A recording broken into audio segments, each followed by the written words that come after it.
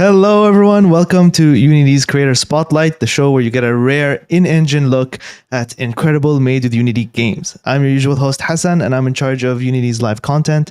Thanks for joining us, whether you're watching this on YouTube or on Twitch or the Asset Source front page. Make sure to follow and subscribe so that you can get notified every time we go live. Yesterday, we had a great show with Everdream Valley. We looked at whole bunch of the tools that they used to make that game. It was a great show. The recording is up on our YouTube if you want to go see that. But today's game is Convergence. So that's a game set in the League of Legends universe. It's a 2D action adventure game where you follow Echo, a character known for their dynamic rewind ability. So we're going to be looking at the team's use of URP in Unity, their 2D lights, fogs, animations, and the level design. We'll also be looking at how they implemented that rewind mechanic. So we're basically going to be looking at all of that and way more. But before we get the team on board, let's look at the game's trailer.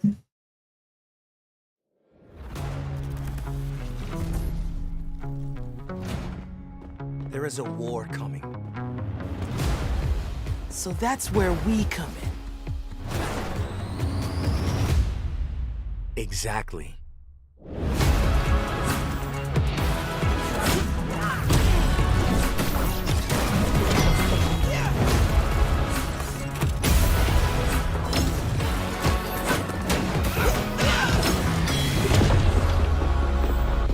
Let's go.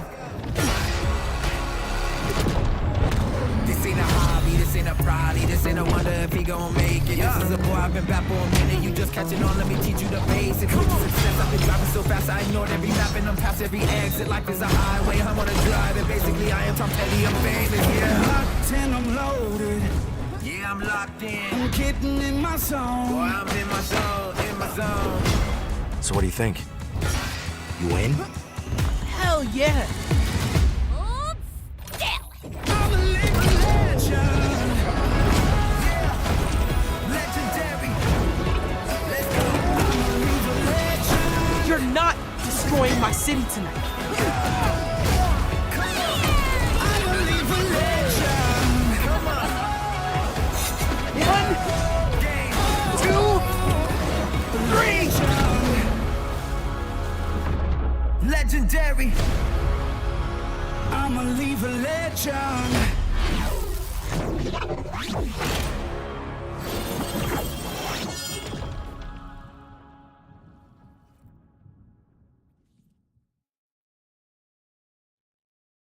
Okay, so I'm here with Stefan and Etienne from the Double Stallion team. Hey guys, how's it going? Hey, good, you? Very good. It's a pleasure to have you. So before we get started, there's so much stuff to look at today, guys. This is going to be a massive show. There's so much good stuff to look at. But let's do a quick round of introductions. We'll start with you, Stefan. Sure. Hi, I'm the technical director at Double Stallion, so I'm responsible for all things programming and code, and we have a lot to show on that front in terms of all the cool tech that we've built for this game. Also one of the co-founders, so I've been around since the beginning. We've just recently crossed our 10 years, so it's exciting. Oh, congratulations. Thanks for joining us. And Etienne? Hey, so hi, I'm Etienne. I'm principal artist at Double Stallion, and I was the core director on Convergence, working with Eric Angelillo on the art vision and making that vision into reality into the game. So, amazing. Yeah. And I've been at Stallion for 8 years now. So, okay. Wow. Yeah. So basically, right from the beginning. Employee number 5, right after the founders, I think. Exactly. Oh, wow. Okay. Well, so it's great to have you both. And actually, you mentioned the 10-year anniversary. I think you hosted that at the Unity office, right? So I saw all the prep and the setup on the in the office. So that was great. Yeah, absolutely. It was fun. We had our Convergence launch party in the sort of cafeteria space. It was very, very nice. That's amazing. And so speaking of the, we're talking about Double Stallion.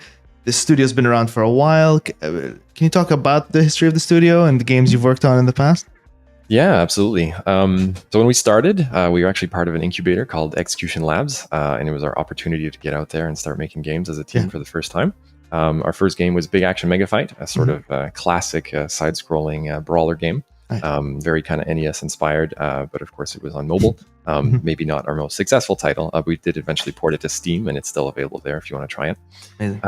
We moved on and did a bit of contract work. We made a game for Cartoon Network called OKKO, Let's Be Heroes. And after that, we worked on Speed Brawl. That was our first IP that we were able to build with some of the profit from the previous title from the contract work. That's also live on Steam that you can check out. And Speed Brawl led directly into this game, Convergence. It basically allowed us to we reused a lot of the basic tech that we built for platforming and a lot of the multiplayer. So Speed Brawl had multiplayer, and some of that tech was used to then build the rewind. Oh, interesting. So that's where that connection kind of lies.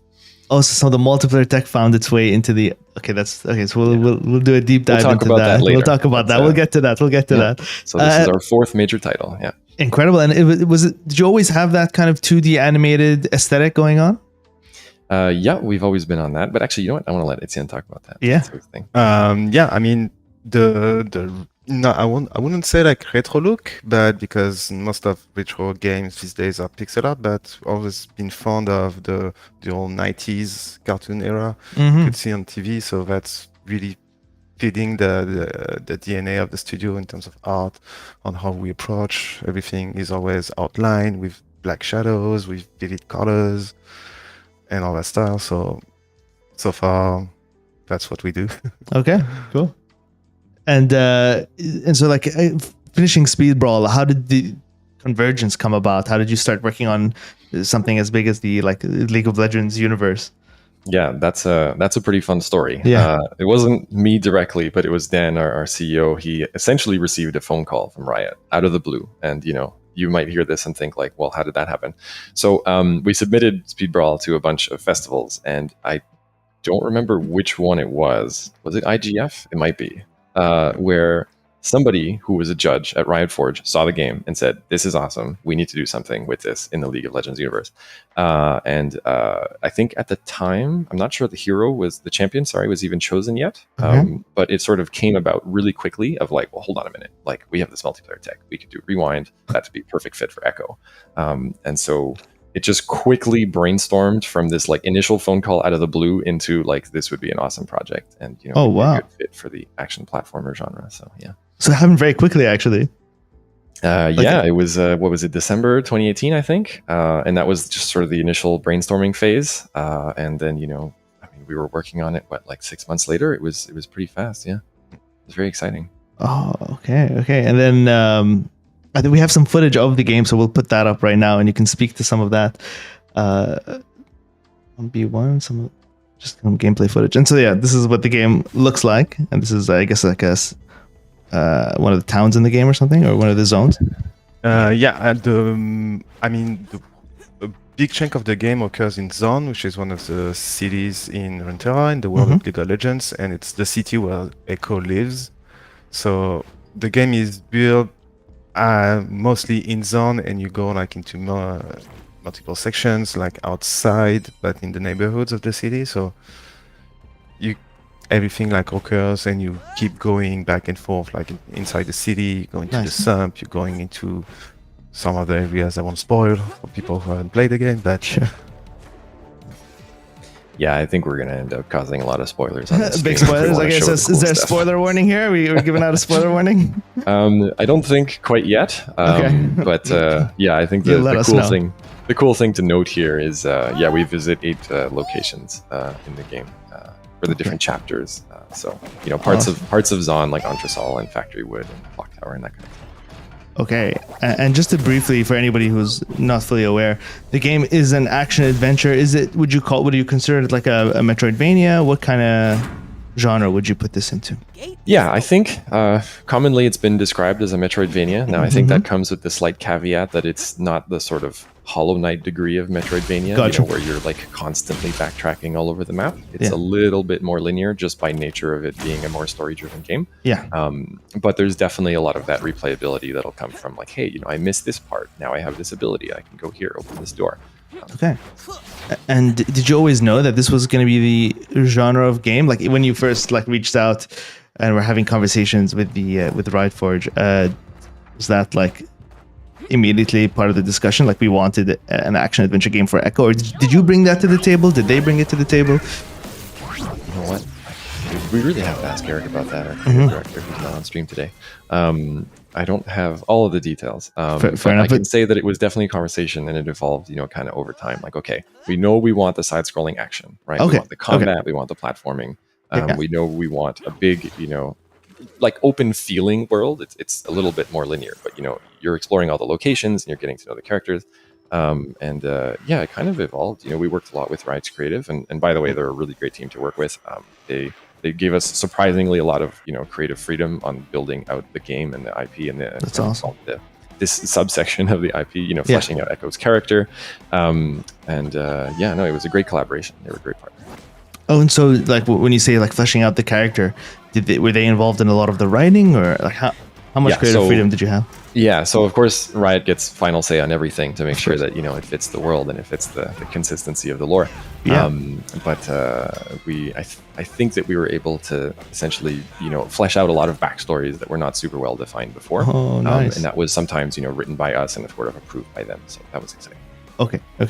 And like just looking at the game, the art style really looks like maybe like an evolution of all the work you've done before, like building on top of all the previous work, right? Especially, and like we're definitely going to be looking at the animation first. So I think Etienne, you can speak to that, right? Yeah, I mean, we started using Toon Boom Harmony to make animation back on Speedball, and kept the same tech. We started making Convergence with the same, like Stefan said, with the same tools we already built and had like from Speedball. So we just piggyback on that and try to improve and push further what we were able to achieve with those tools. Okay. So in Speedball, we had a few palette swaps for characters, but using like creating new scripts with Harmony, with Toon Boom, we were able to do like skinning, like different skins entirely, different outfits for the characters. Managed to get, using that tech, the characters lip flapping. So lip flapping is when there's VO, you can see the actual mouth moving on the character sprites. Okay. So, and you didn't have those elements before. Those are things you had developed for this. Okay. It's something we actually partnered with Toon Boom to create and iterate on the tools. Now it's, I mean, Toon Boom Harmony from Toon Boom, now you can download and buy the full package that's ready to work with Unity. Okay, and so that's pretty much because of you guys. It started with us. Yes. Okay. Yeah, it was pretty fun. I remember when we first started on Speedball, you know, there was some basic like game integration stuff offered by Toon Boom.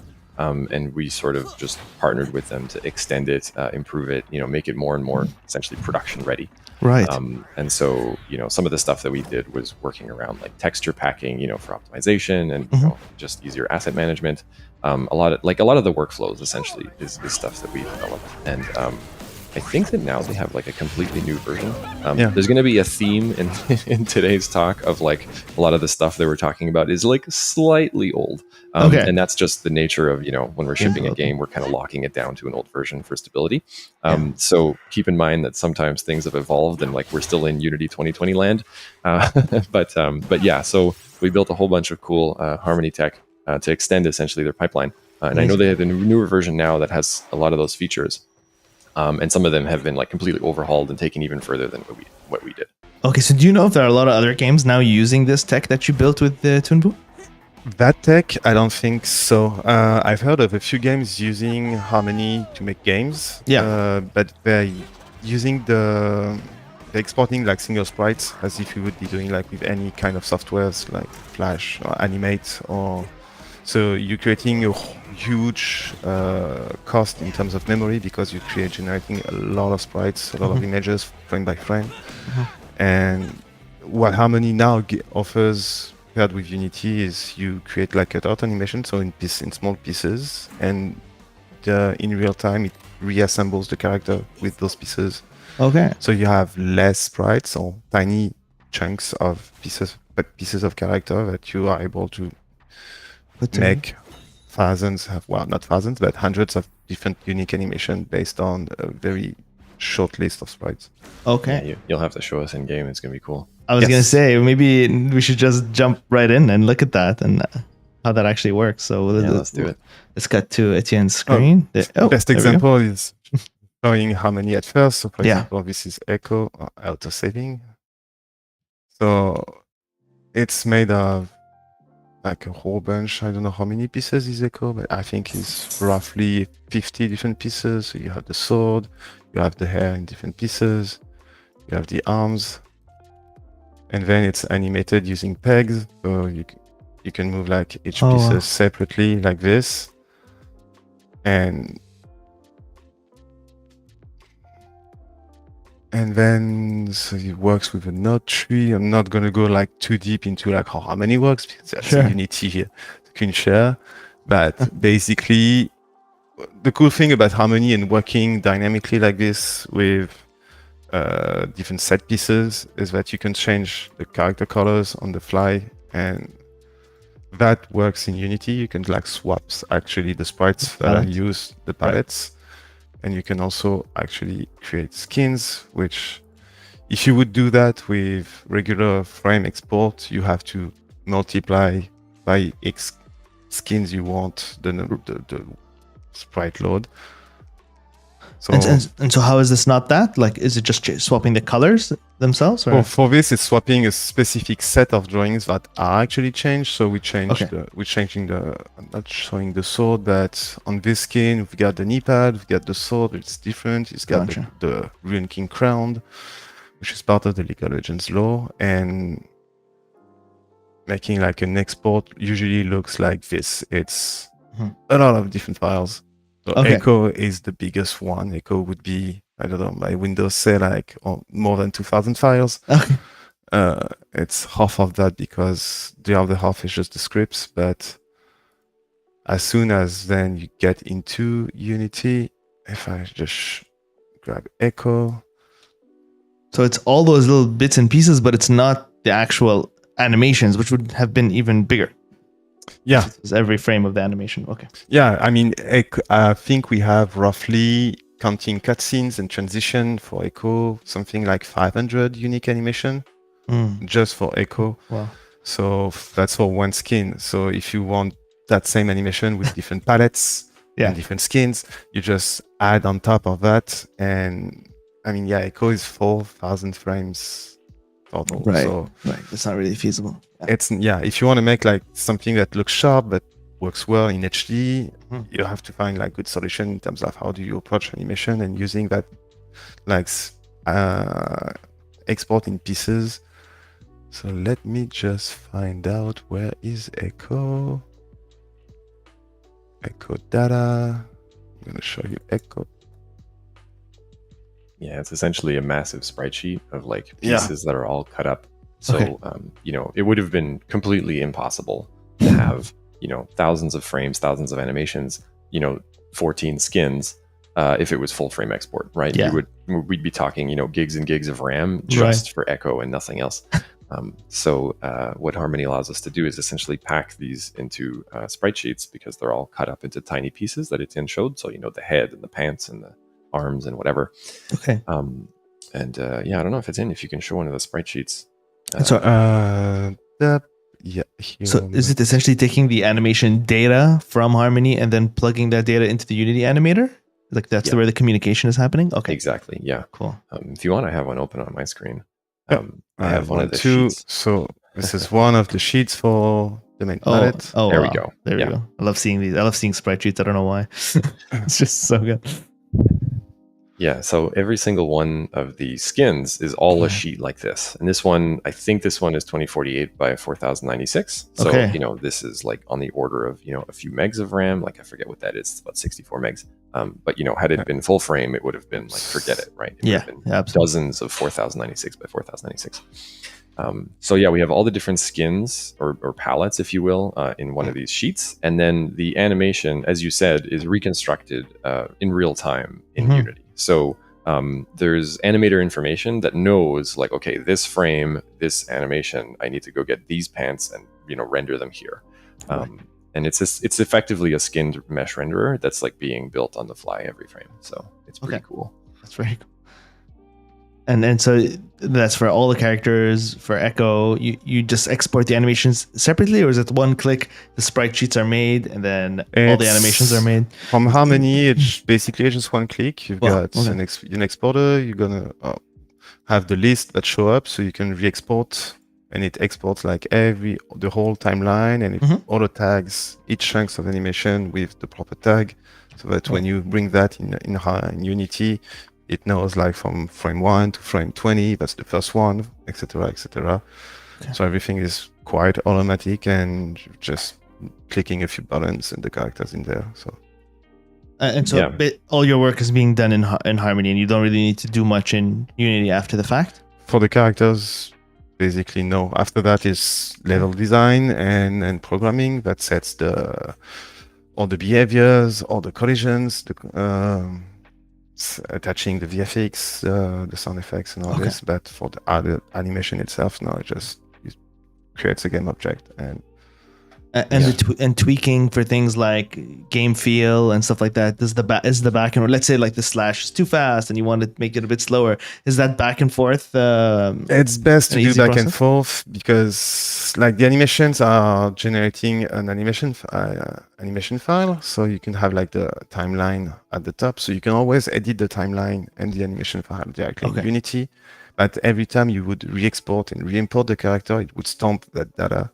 So it's the same process as we treat 3D animation. Like you can edit an FBX for a 3D animation, but as soon as the animator re-exports his FBX, is gonna stamp what happened in Unity. So you're best to always go back to the source, the animator, asking him to do this change. Right. That's why we had like a iterative process. We started with just like key poses without like much animation, so that the designers could set his timing based on where the moment the attack lands, the moment the character like go back to his idle pose. When that's pretty much settled, you start then to do some rough animation with more in between, so you have better sense of the movement without putting too much work and time in terms of cleanup and polishing. Okay. And when everything ideally is locked down, then you go into cleanup. Okay, so you do a lot of the iteration early without investing too much, get the feeling right, and then flesh it out. Can you show us some of the animations here? I can isolated like this. I don't know if you can play any of these. It's easier to go back actually on Harmony. So the playback is going to be way better. It doesn't want to let me change skin. I'm going to stay on this one. So you always start with the idle. You got the run animation like this. Nice. You got then the jumps, landing, fast fall. You start having then the attacks.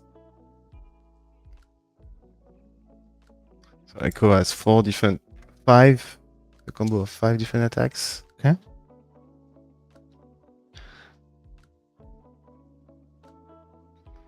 Dash has a lot of them. This timeline just never ends at the end. It's really hard to keep track. Is there a way to skip to like specific animations, like when you're actually working on it? Or do you have to drag through every single time? Actually, that's why I'm trying to open up. Don't have a panel. Oh, I think I'm missing a script.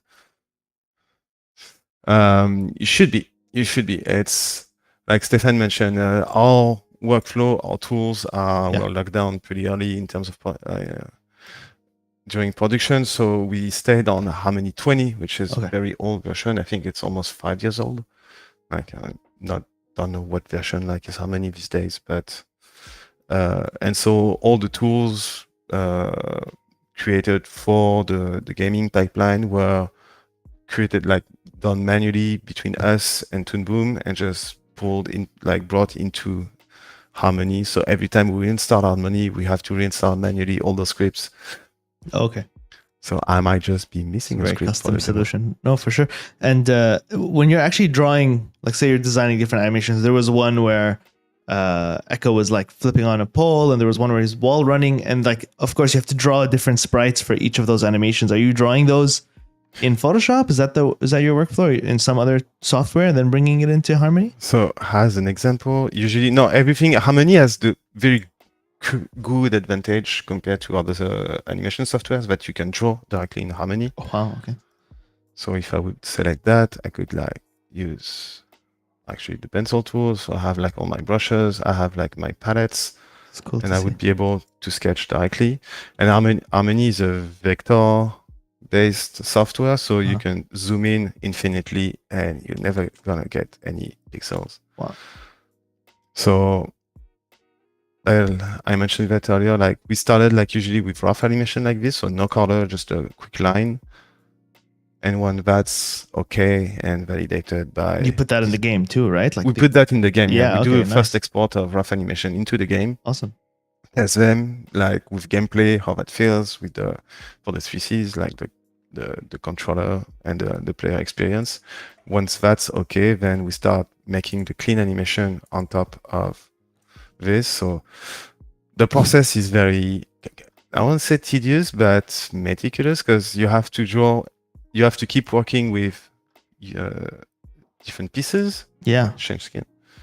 But you have to follow the rough animation. We wanted to follow the rough animation. We have that process of doing rough frame by frame and then cut out, just to make sure we retain that traditional aspect and feeling of how Yes. the animation looks. So it's a lot of work to just draw every single pieces and track every single pieces while still looking like quite unique on every frame. Yeah.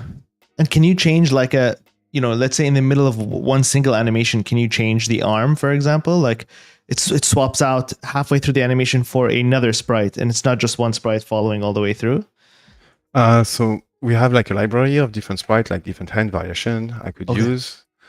That's usually how that goes. That's why you test that before you draw something new. Yeah, we're gonna start like a quick sketch of the new position of the hand or new position of the arm, like see how that works in the animation, and then start making the clean one. And as we create that library of assets for each or different like body parts, the more we make the animation, the faster it goes, because you could just like pick an existing piece you already made, and that could be reused in different places. And at the end, that makes less pieces on your spreadsheet. So you're also saving on memory, like instead of always creating something new, you go back to what you've done. And so.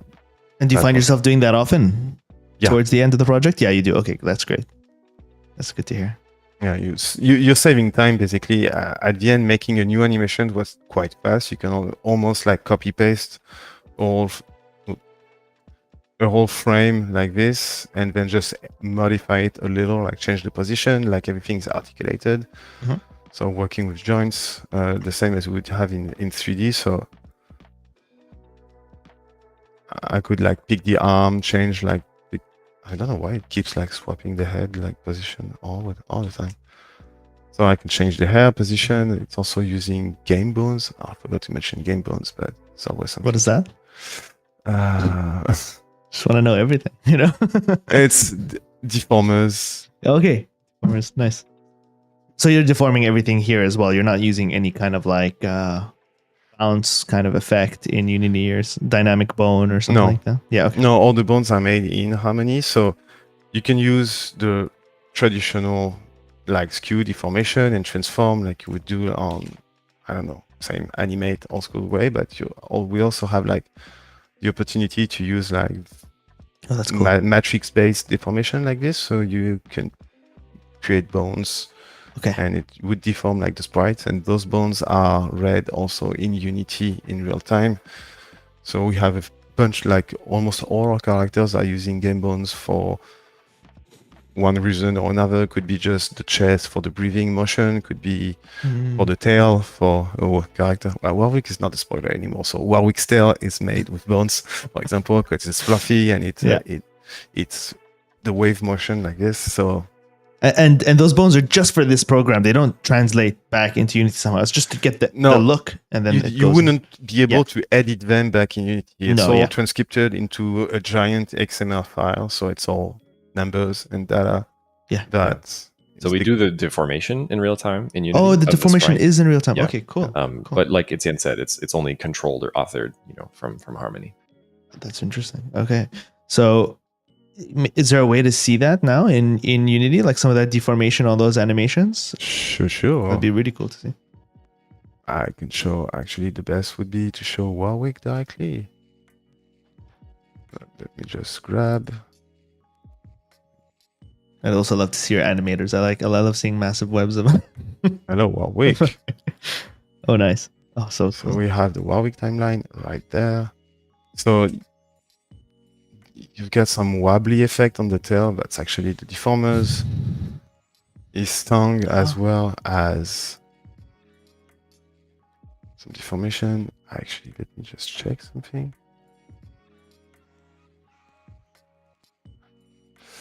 Do I have Current frame, animation settings. Ah, that's what I want to check.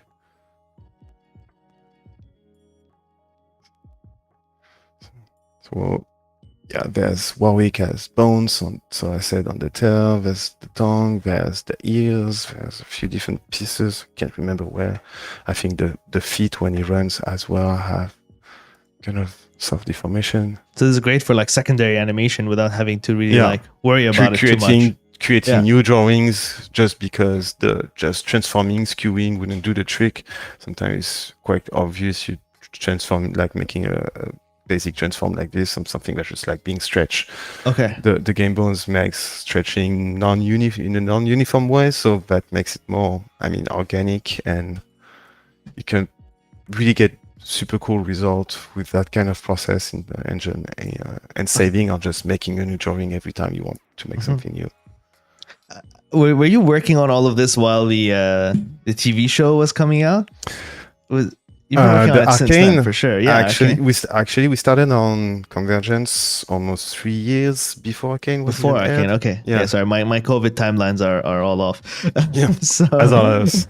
Yeah, so it must have been so exciting once you saw the characters who you were working on in the show, and then building more hype for these characters, right?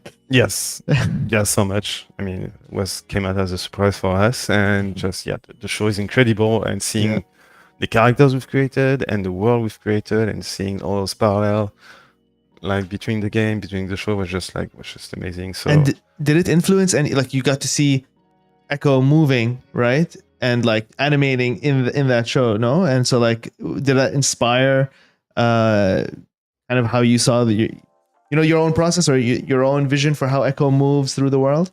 For the animation, I wouldn't say, but at the time the show was aired on Netflix, we were still creating some of the levels and refining some levels and backgrounds. Okay. So we were able to, as Easter eggs and quick reference to the show, like nice.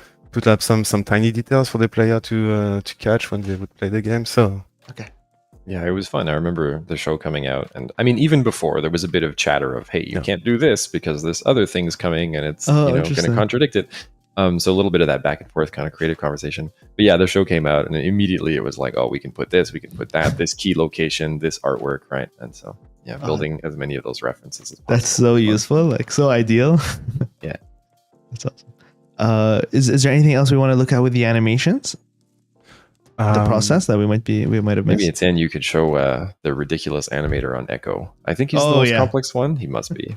There's like hundreds of nodes. Oh yeah. Brace yourselves, everyone. This is the kind of thing where I always buggery love, because we're just. Yeah, we've actually automated the management of these things mostly. Because how do you show the animator? You're gonna open the animator window. This one. Oh yeah. Yeah, window animator. Or I think if you double click the animation controller, it should open. Animation controller? If you want, I have it on my stream. This is Echo's client animator. It's pretty huge. Yeah, there we go. Yeah. so this is Echo's essentially client, like which we call the sort of like render side, view side of Echo's character. The server side is the essentially the controller that just does like physics and simulation. But so as you can see, there's everything here, right? There's the idle and the run and the walk. There's all the attacks. There's all the like reaction states of like getting flinched, getting hit, getting knocked down. All of the special abilities like chrono break and swinging off of poles and things like that. And if I zoom all the way out, it's big. I don't know how many nodes there are, but there's a lot. And I would say I think it doesn't even count for the cutscenes because it's a separate entity. Yes, that's true. That is only gameplay Echo, and then there's also cutscene Echo, which is a separate beast that has all these custom items. We also have a few fun, layers, like we're using things like, damages, like there's a white flash, on top of the character when they're taking damage. There's all these like cool effects that are playing. If you're, for example, you're grinding, right? Well, then Echo will have like these like sparks that'll come out. Let me go find those sparks. Over here, there'll be like these shards and these embers, that are nice popping off. And so you can see all that being controlled here by the And animator. we're gonna look at some of those VFX soon for everyone. Oh watching. yes, yeah, absolutely. Like we said, we're looking at everything today. Yeah, there's 5 layers. It's pretty complex. There's the eyes and the mouth. This is used for the for essentially cutscenes. matching the emotion, that the character needs to display in game. So yeah. And that's That not even was, cutscene emotion. That's like in-game, like the gameplay. This is, like you said, this is gameplay. Yeah, Yeah. the emotions works both on gameplay and cutscenes because we've got all the cutscenes motion where Echo just would be standing, would be like doing like expression with his hand, just talking to people. So that's the main place where you could see the emotions on his face. He's talking, he's frowning. But in some cutscenes, Echo needs to move as well, or there's like simulating movement. He's gonna jump and run to something that's part of the cutscenes. So during those moments, he could also be talking, could also be having some expressions on his face. So that means the whole gameplay, every single attack and gameplay animation, it's tied to those layers of expression. So did you have like a massive like beat before you made all the animations of like, these are his expressions, let's make sure we don't redo animations? Because I'm sure like some emotions, there could be some crossover between them, right? So yeah, how do you make sure you're absolutely. not redrawing over and over again? I think, I mean, I remember there was a process where it was like, okay, let's come up with a bank of reusable emotions, right? Like Echo points, Echo's scared, Echo's angry, right? And and we were trying to be clever of like, let's minimize the cost of building hundreds of these. But also let's have enough that it feels varied and it feels representative of what he's doing in game. And so yeah, we were trying to be smart about not making too many, but we still made a lot. You still okay? This so is there the was graph. a process. There was a Yeah, exactly. This is the graph for Echo's cutscene animator. So there's like there's head turns and there's like him sheathing his sword. He's walking. He's I think. Oh, do we use knockdown in cutscenes? Well, apparently we do. I think so because yeah, he's like head shaking. He's waving. He's nodding. He's tapping his chronocom, shrugging. It's kind of all the stuff that you're gonna see that happens throughout the game. So pretty cool. That's so cool. And then I guess you're using all kinds of blend trees and things like that as well. No, are we using no? trees? I guess since it's frame by just frame, layers. It's yeah, frame by just frame, layers. Yeah, frame for doesn't matter as much. So the transition, what you would use as blending for 3D animations, is actually manually made by hand in the animation directly. So we have transition animations from run to standing, from doing some movement back to idle. So everything. That's why like the cost and the number of animation like really raise that some quickly, because if you add a new emote, well, you need to transition into the emote and back from the emote every time. So, and I guess that's the style you went for, right? Like some games might just do the instant flash to whatever you're doing. A lot of fighter games will do that, but that was the early plan for gameplay animation. You want to be snappy, so you don't have those transition. There's no point. Just like you want to attack, you want the input, you want the player feedback like instant. True. But for cutscenes, everything has a slower pace.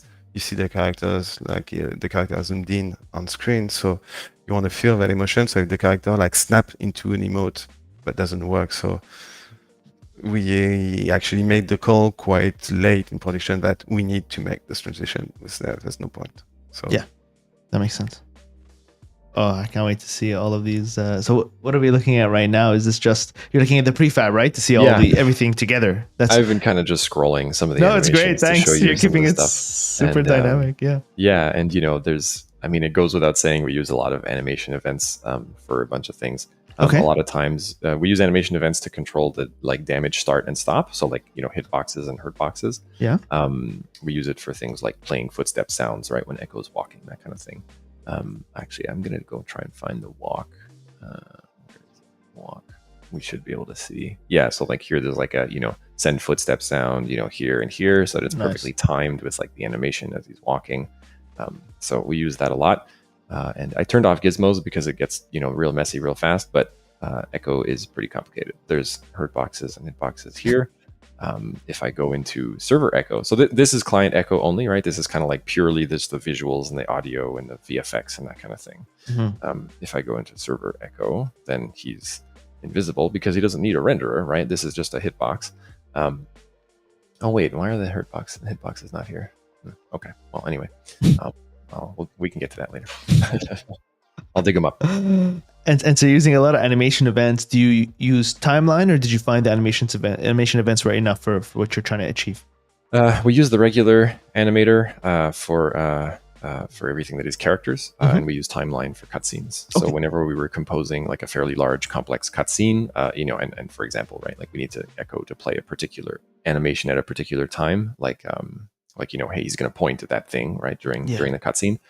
Then yes, we use timeline to stitch all that together, and there are some pretty complex timelines. Okay. I'll try and dig one up for you in a sec. Okay. Want to dig I don't the want to chase? derail too much.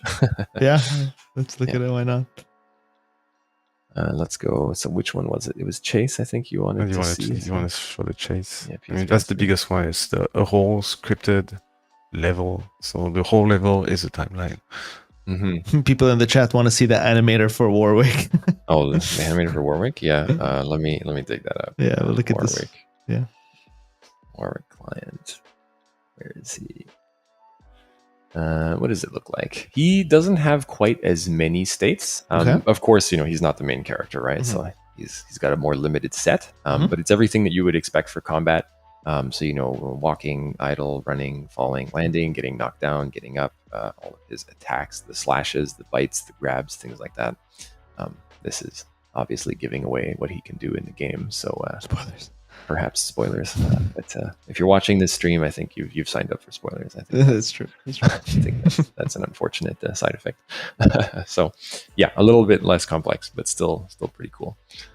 He's one of our bigger bosses. Actually, I think he has the only sprite sheet that exceeds a 4096 by 4096. He has like two of them because he's too big. Because he's just his actual physical just too size, big. right? He's Doesn't fit so in there. huge. Yes.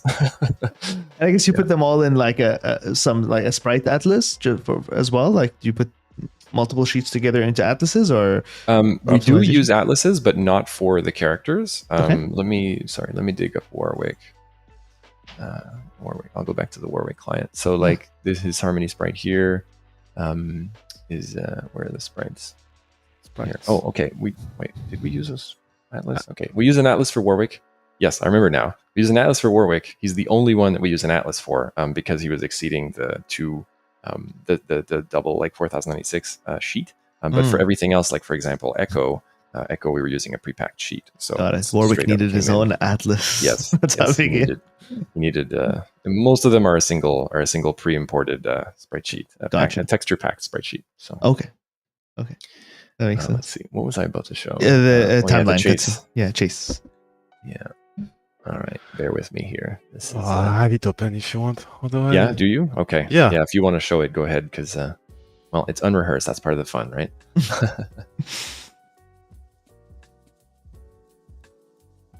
You're going to do the start cutscene, right? The one at the beginning? Yeah, it's the start one. And for everyone watching, whether we're gonna get more into how these levels were actually put together. So actually, this is not the start. Well, there's a real cutscene with the reveal, which could be place for dual shot.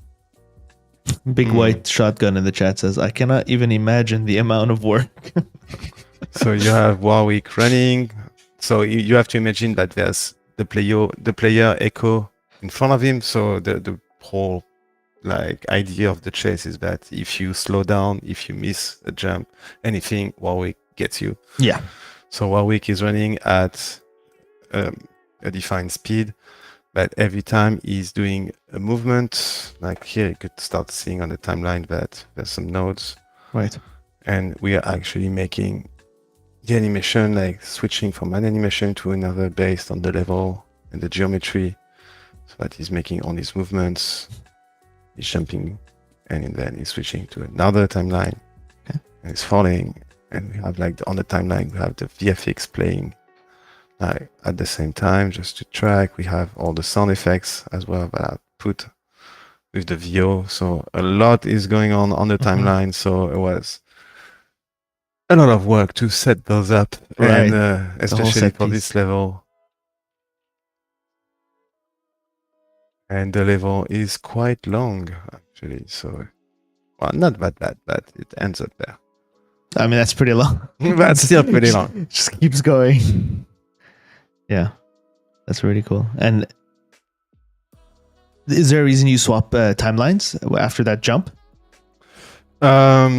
We swap timelines because there's some buffer in terms of timing for the player and Warwick to catch up, Gotcha. depending exactly where we at, and to make sure that you're not losing time or you're not. It's quite fair for the player that you have some downtime to go back on your feet after you make like a tricky jump or something. So that's why we split up the timelines to like allow for the gameplay to reset and start the new one. So you can have more control over what the experience is like. Yeah.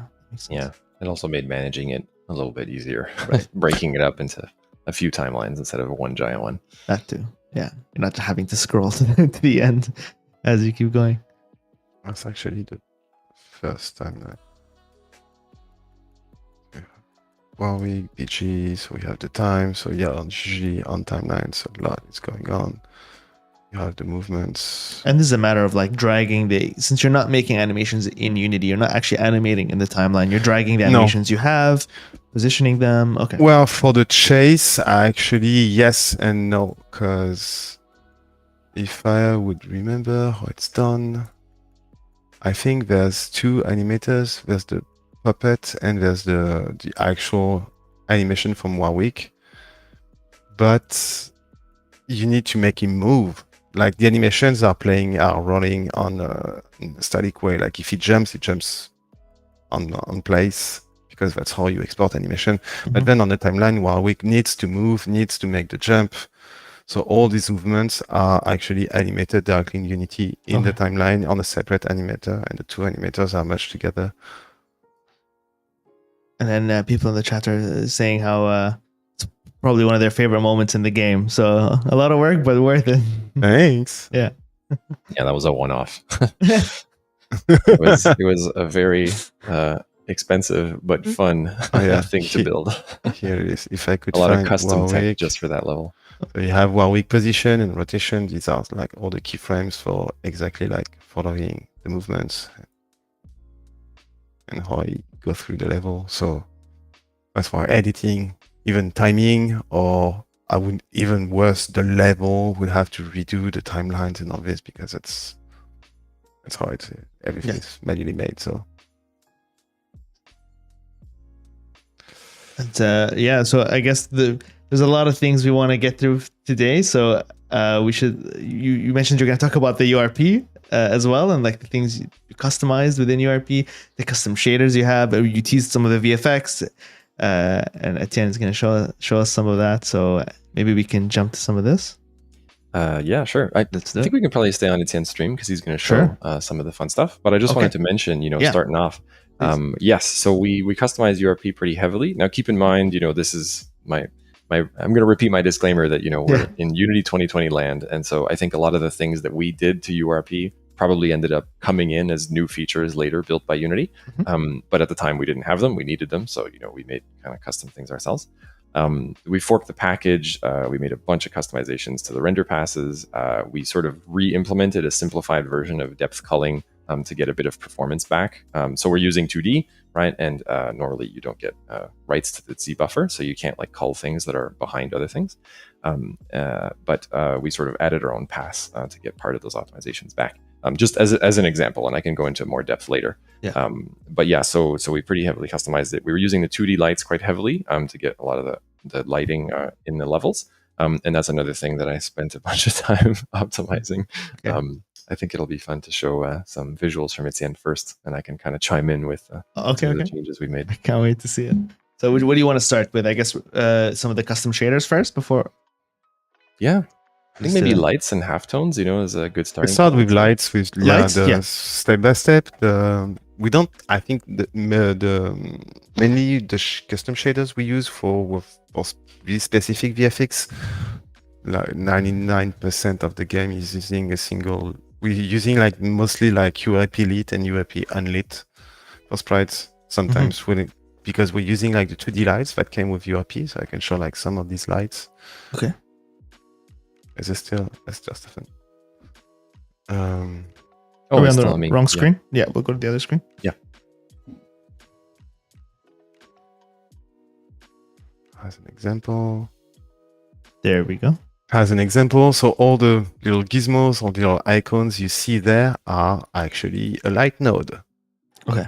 And there's a lot. There's My. really a lot. And so there's a few different lights you could use in your in 2D. So these are these sets. You got the sprite 2D we didn't really use is that you can set up a sprite and the sprite's gonna be like emissive, additive on its own. Parametric is, I don't remember what is parametric already.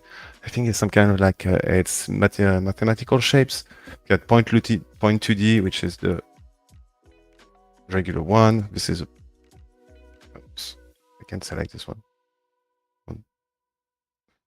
A point 2D is around like this, so you can change the snooze, change the radius, change a few metrics on the light. Nice. On the same idea, you have the cone lights. We're using a bunch of cone lights. Right there. This is this a cone light? No.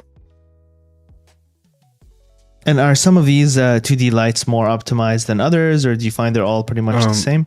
They're all pretty much the same. It's just part of the use you would make of them. A spotlight or round light is nice because since it's an SDF shape, it's mathematically made. It's always like nice and crisp, and you get like that really nice rounded shape like this. Okay. This is still a spotlight. Yes. Default. And then there's the freeform lights, which is the ones we mostly use. Is you have a mesh that you can change and modify. Oh, nice.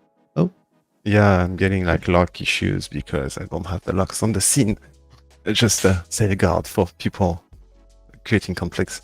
And there's all the options that are really cool. So you can have the fall off of the light with the fall off distance like this. You can like offset the light. You got the color intensity. Amazing. You can fake with just the slider volumetric light, which in 3D is the holy grail of Descartes and graphics. In here, it's as easy as just moving a slider. So this is really, really cool. And a few other options. There's the alpha blend, which could make the light darken something instead of not just light being brighter. Mm-hmm. So we started using this as stop using editing. I think this one is a darkening shape. So if I hide the gizmos, and I'm not changing anything. Interesting. This is maybe not the one I was looking. And what?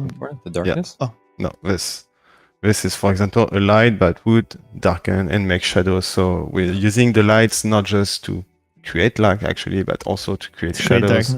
Is it just a matter of choosing the color?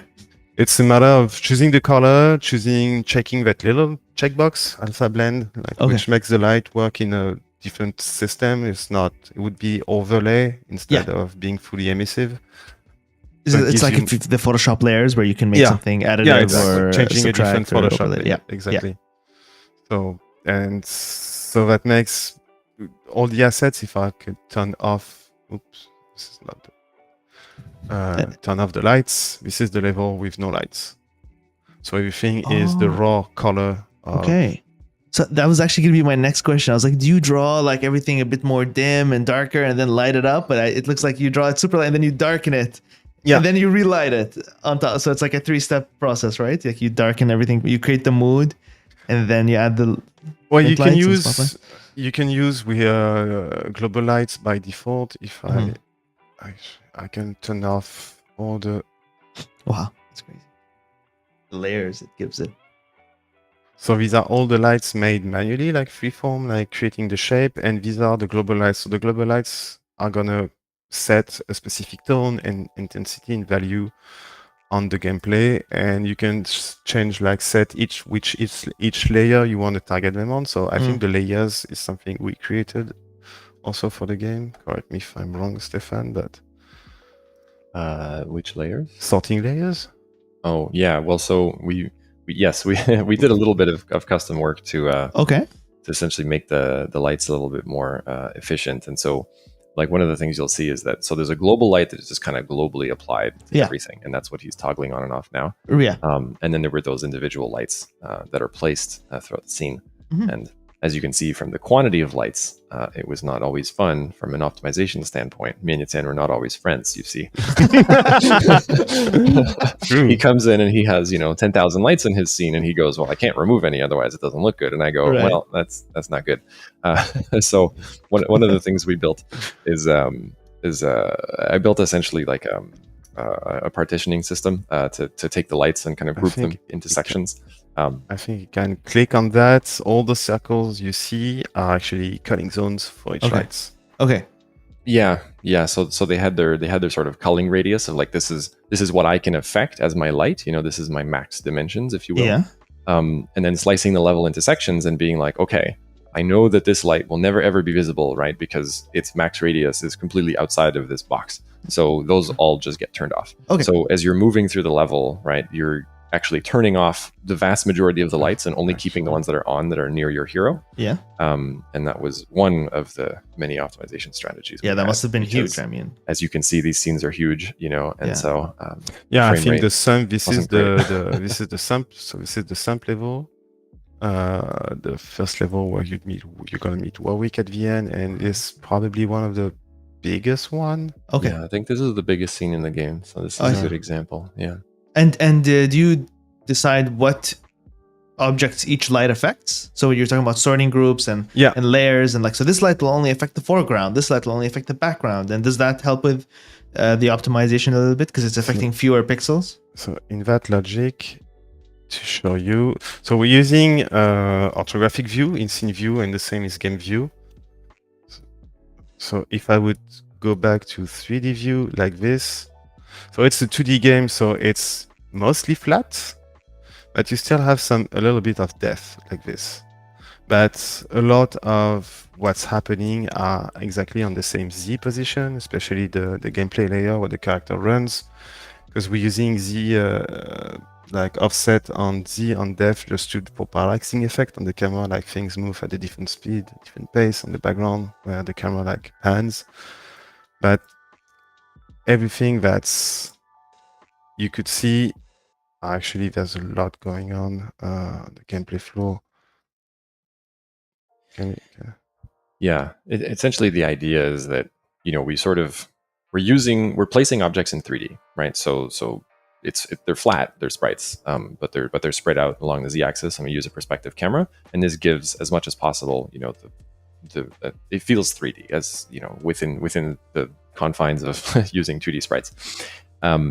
And each one of them is sliced up into layers, and so the layers that Etienne was showing earlier, where you sort of have like BG1, BG2, menu. BG3.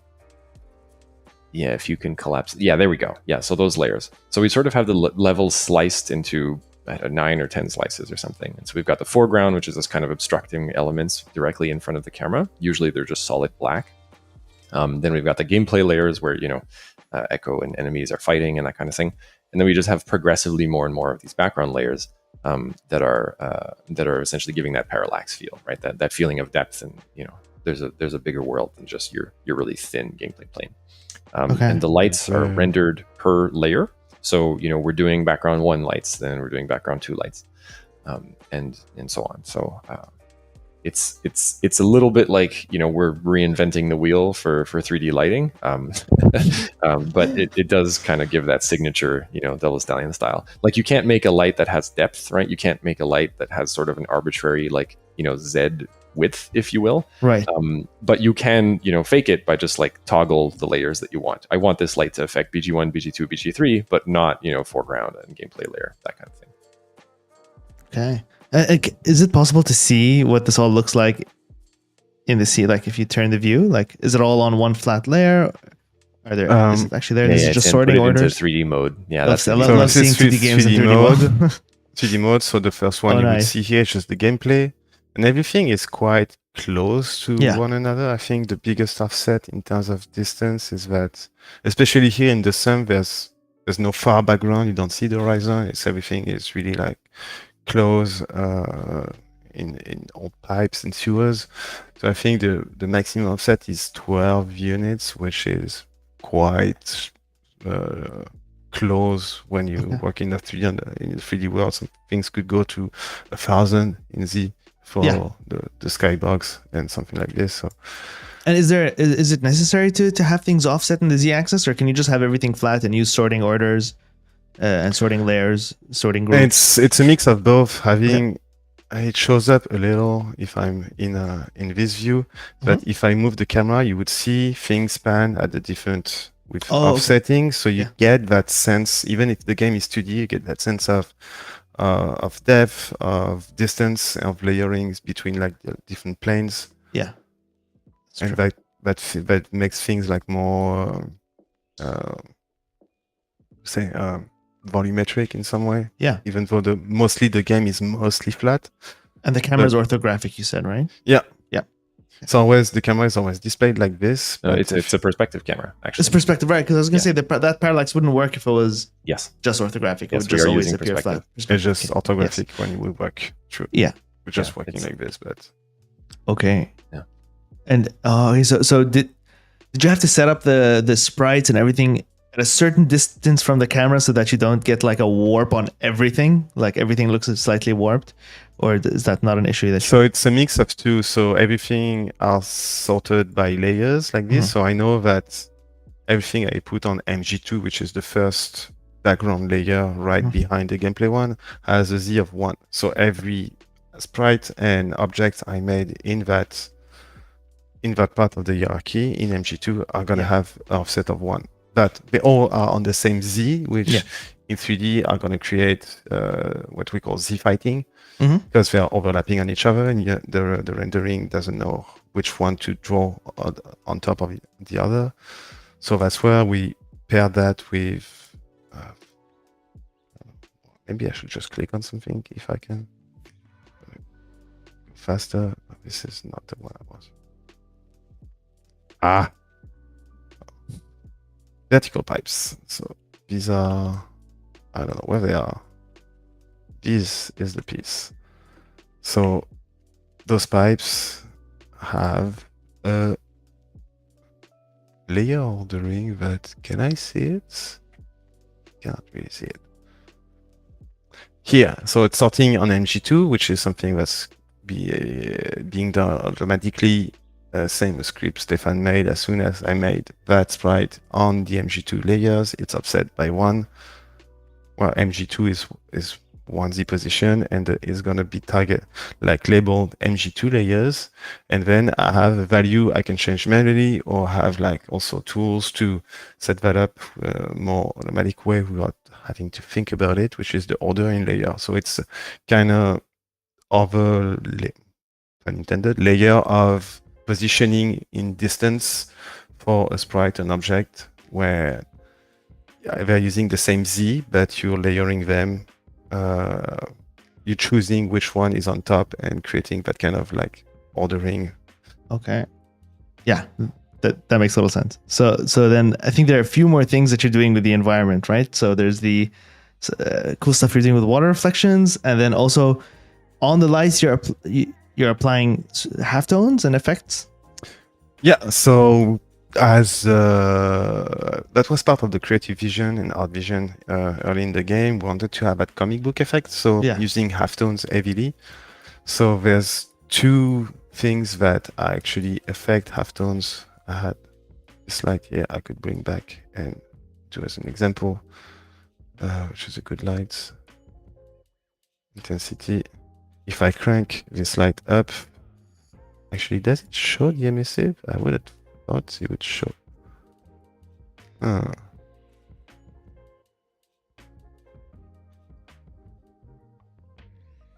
maybe not. No? Okay. Is it perhaps the target layer? I think layers have halftone. Is that possible? I was looking for the emissive halftone, but doesn't really show.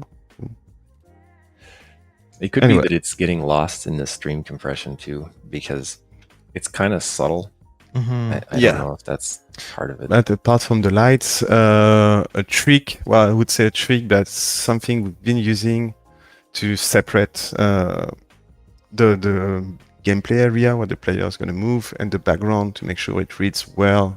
You always see the player, whatever the background and how obstructed and complex it could be, but we're using a giant halftone texture. Okay. So same, it doesn't really, I don't know if that's going to read well on the stream, but that's actually...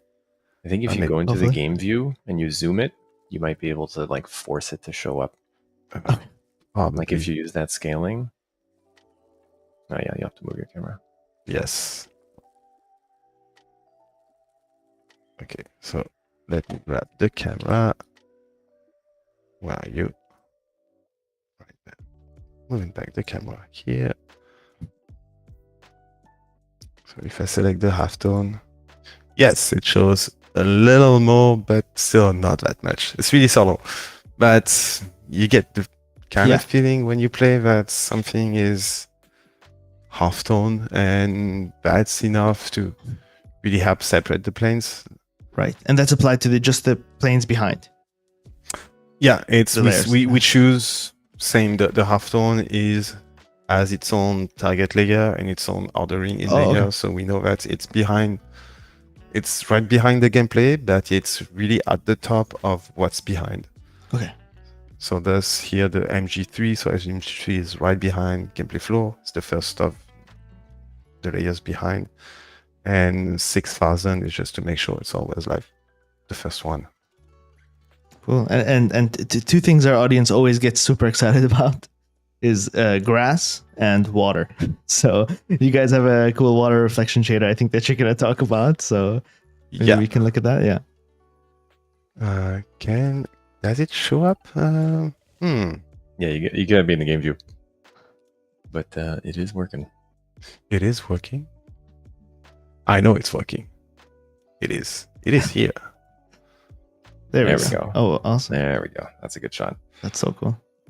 Yeah, so caveat, game view doesn't update very often when you're in edit mode. Yeah. But this is, of course, real-time water reflection. Right. So you can get, you can see the character. You can see the frames as well. It's slowly moving through, yeah. This is kind of what you'd expect. We're capturing a render texture of just everything, that has been drawn up to that point. When we're deciding we want to render the water, we're taking it, we're flipping it, and we're drawing it upside down inside that water, plus a very slight distortion effect. Yeah. And you can see actually the normal map there on the right in the inspector. Yes. That's the distortion? So that's giving you your distortion. Yeah. Awesome. Exactly. And is it, how much of the environment is it actually reflecting? Just what's on your screen, like what you're rendering on screen? Yeah, what we're doing is we're doing a texture kind of accumulation of everything that we know we want to draw once that water is rendering. And so I think we might have pared down on this, but at some point we had like multiple layers of water where you could sort of just like, okay, this one is only getting everything up to MG1, but then this one is getting the whole, game all the way from front to back. Basically, here on the layering list, you have FG foreground reflection. There's, I know the main one, default reflection. Default is gameplay. And we have MG reflection, which is background. So we had 3 different layers of what we could be reflecting from the world. So to target that something that's behind gameplay is not going to reflect actually the gameplay because it's behind and that wouldn't make sense visually. So we separate what's putting into the reflection texture from the shader. So here we've got the main one, which is foreground, and technically behind it's reflecting what's just behind. Yeah. And I think maybe it would be fun to go into the frame debugger and show some of this stuff. Yeah, that'd be cool. In action, because it is pretty cool. I'll leave you the frame debugger for yourself, and I can run that. So I'll switch to Stefan's camera. Yeah. It gets a bit more too techy for me. No, for sure. Okay. Can you see future echo? All right, I'm gonna hack this and potentially break the cutscene, but bear with me. So, okay, I'm going to pop into the frame debugger. So there's how many draw calls? 192? That's not bad. I was expecting worse. I'm going to scrub through it and I'll show you all the fun stuff. So when we're starting off, we do this depth prepass that I'll get to later, but essentially all of our like filled poly meshes, which are just like flat meshes that are solid color, for example, like black, these are going to draw directly into this buffer that lets us do a prepass. So when we start drawing our different layers, like our MG1 or MG2, our background, that kind of thing, we're actually culling certain things because we know they won't be seen by this depth prepass. So that's why you're going to see things like, oh, how come it's only drawing a portion of the screen? Well, we've culled everything else because we know it's not visible. Now remember, the final result is this thing, right? So when we're drawing this far background layer, there's no reason to draw any of the other stuff, right? We're only drawing this section because it's the only part that's visible by the camera. Here we're drawing pipes and things. We're starting to get the first bits of water. I think this one doesn't have a reflection because it's just too far and you don't really see it. But let's keep going. So I think you only get reflection on the foreground one, so it's going to be one of the these are the lights, by the way. The light kind of draws into this funky looking buffer, and then that's what's used to actually make it look lit, like brightened up. Okay, hold on, keep going. So here's our first water reflection layer. So we've drawn gameplay, right? Like we've drawn essentially the plane that has the floor and it has, future echo. And we've taken everything we have up to that point and we've drawn it into a separate render texture. And then that's what gets drawn here. So we're grabbing, the rest of the frame. We already have it because we've accumulated it. Yeah. And we're flipping it, we're putting that distortion on, and we're drawing it directly there. I hope you can see that reasonably well. It's maybe a little small, but yeah. No, that's pretty clear. And then, there's other things that are being added on, like the waterfalls and things like that. But the fun part is this water reflection, that it's really a single draw call, right? You're just taking your texture and you're flipping it and adding this normal map. So that's pretty cool. I don't know if you want to go into lights a little bit. Like it's kind of cool to look at how the lights work. The lights that we're using, let me find a good example here. This one has actually not that many lights in this front section. That's funny. Okay, this is probably our best. Yeah, I know. I'm surprised. I was expecting more. So you can kind of tell between these two. Oh, no, you can't. Okay, it's not as fun as I thought. Like this part is essentially brightening up, the background section that we're drawing here. Yeah. But it's a little bit it's a little bit subtle, so it's not as interesting. But yeah, essentially every single one of these like funky looking chunks of stuff is like we're drawing a light shape. Yeah. And then this is used as a mask to then brighten or darken things that are drawn in this. You can see the fall off and everything here, the shape of the polygon. How often do you find yourself in this view actually using it to debug, and like, is this something you come to often every day, or? I was doing it all the time. All the time. Okay. Yeah. As part of my optimization, essentially. Yes. And you know what? We're going to have to show this scene in running in real time because we have our darkness tech that I don't know if everybody has seen. Let's look at it. Why don't we? It's a perfect segue. Let's jump right into it. Absolutely. I'm just going to reboot it without saving so that I don't get any of the junk modifications that I made. Okay. So let's go into it.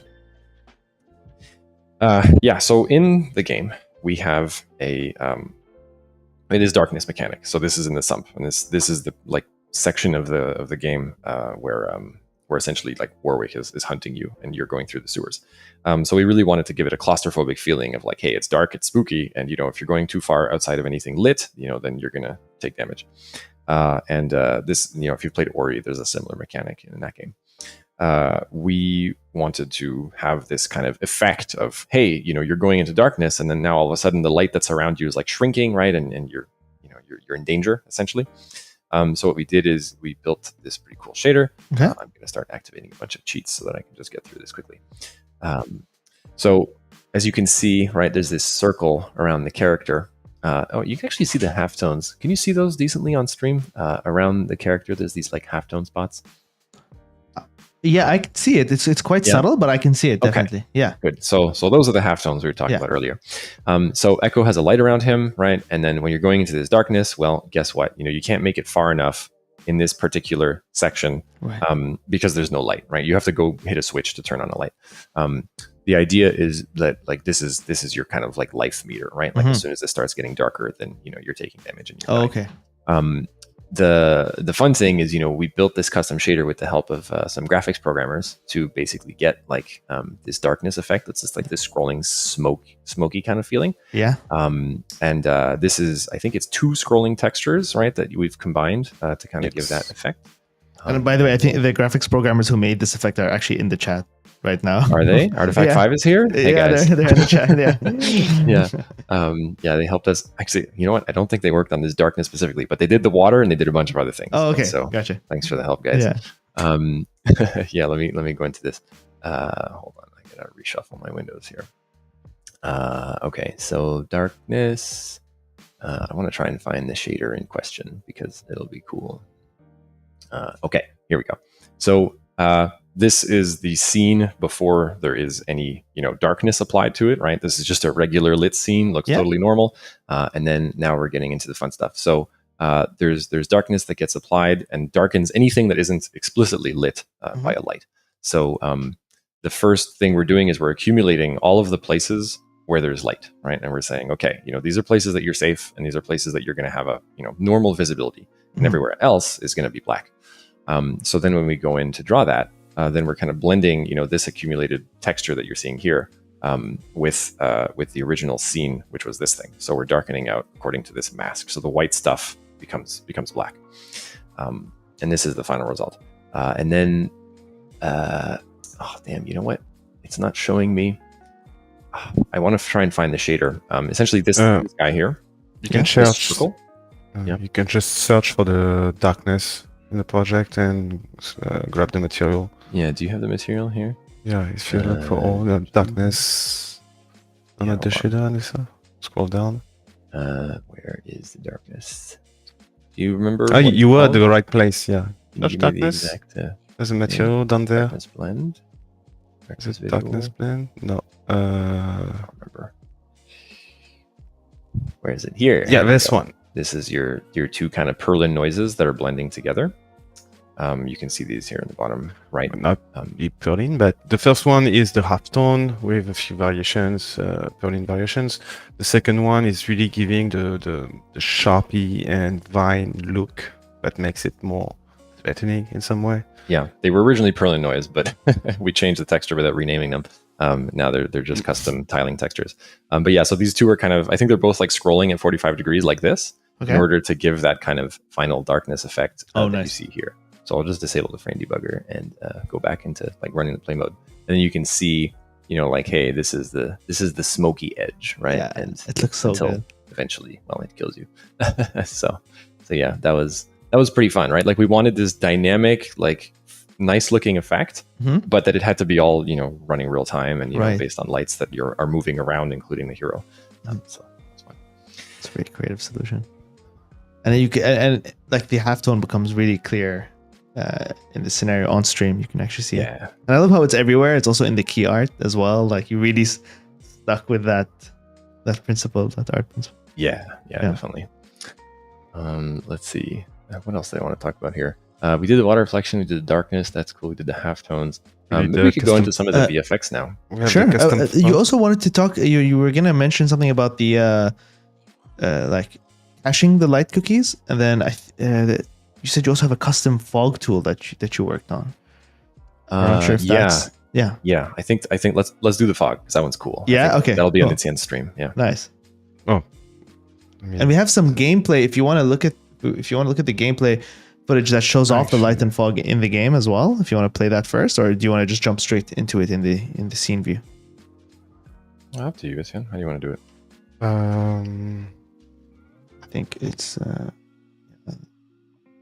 the fog, tell you what, while you're getting set up, I can talk about it a little bit. So the fog, it's a little bit subtle, but essentially we want to wash out the background. The further you get, the more washed out things are. There's an artistic element to it, of course, but also it's important just for gameplay readability. Like, hey, I can see my character clearly, I can see the platforms clearly, right? And they're kind of like standing out a little bit from the background. Is it kind of like what we're seeing there in the back? Some of that green, yes, in the back there in the gameplay, cool. the Because white. we actually we with the help of same graphics programmer we mentioned earlier, we have to create it. Like Unity comes with a default fog system that's like multiplying a specific color based on distance, based on the depth texture. So you have that kind of like distant fade off with one color. But because, like I showed earlier, because the game it's a 2D game and the Z offset is quite short, you cannot really like leverage that much using actual Z, the actual depth textures to create that kind of distance fog, because you're faking the distance in the game. Yeah. So what we created is that we actually, instead of a color, we're using a gradient, and we can set up like the gradient with alpha values as well. So we can say that the first third of the fog is completely invisible. There's alpha at 0, and so you don't get fog. And then you're making a hard step of fog to fake that what's right behind is actually further away, just by using those moving around that gradient. Yeah, I have it ready on my stream. Oh, great. Go ahead. So we'll jump to Stefan's screen.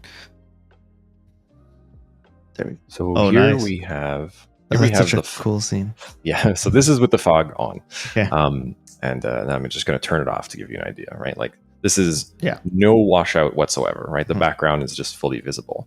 And then now with the fog on, of course, it's slowly getting obstructed the further away things get from the camera. Right. And that's, mainly to help with the visibility, but also to give, a nice atmosphere to the scene. Yeah.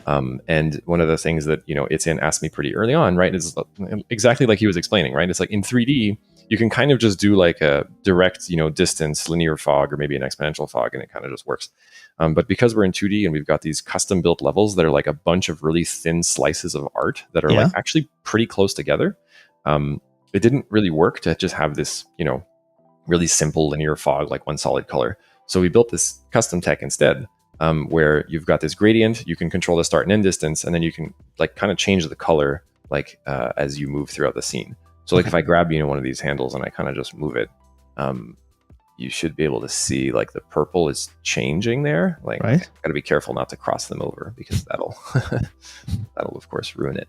But yeah, so here you can see, right, the effect of moving these gradient nodes around.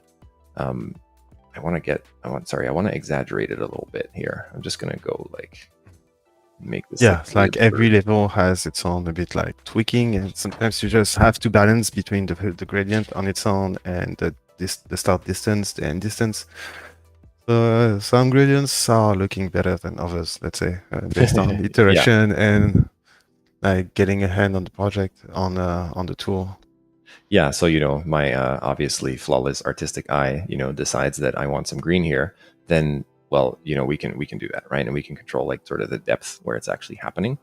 So okay, I'm gonna butcher this even more to give you a better idea. Do it. Like you can go and you can control exactly where the green is being applied, right? Gotcha. So like these nodes around here, this is the gameplay layer, but as I move it further back, you can see it affecting the background a little bit more. So it's running through the sorting layers. Is that what it's doing? Yeah, so it's actually just purely based on depth. It's not affected by sorting layers. This affects everything, so it's just global. Okay. It's purely distance from the camera, but the idea was we couldn't just have like, it wasn't flexible enough to have a single color linear gradient from front to back. Yeah. And so we went with this much more intricate kind of gradient editor. Gotcha. So yeah. Oh, so that's another reason why that actual Z depth, beyond just the parallax, it's another reason why that's important. So you can use this effectively. Yeah. Yes. Yeah. Exactly. Cool. Yeah. So yeah, we had some fun with this. This is such a cool solution, honestly, and the result is incredible. Absolutely love this. Yeah. So that was the fog, and I think it would be nice to maybe start going into some of the VFX. I would love to. Let's do it. Yeah. Yeah. There's definitely all the stuff that was brain, and this is stuff that Artifact 5 built. Okay. Shout out to the chat. Etienne, did I you want to think show it's off Mo. that one? Mo in the chat. Mo from Artifact 5. Shout out. Yeah. Which are this one? The rewind. So we're going to Etienne's screen. Can go to my screen. Yeah. You just look for VFX. VFX rewind effect.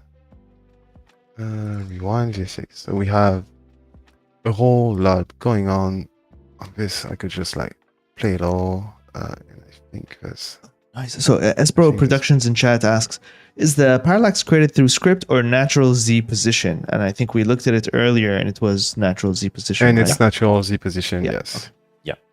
okay. Yeah. Actually, the best thing to play the rewind is that because it's so much post processing and a whole bunch of stuff. There you go. I should put that actually in a scene, and you would start seeing the screen tearing, like the like taking the VHS effect. Yeah, so just for context, I think, in case people didn't catch it, this is when you're rewinding as echo, right? This is the effect that's playing on top of the screen.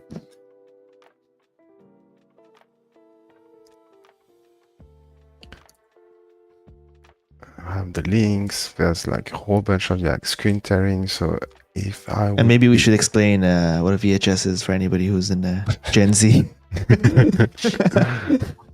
Has never seen the rewind effect. Back in my day, I used to walk 5 miles to school, and also we had to rewind VHS tapes before returning them at the Blockbuster.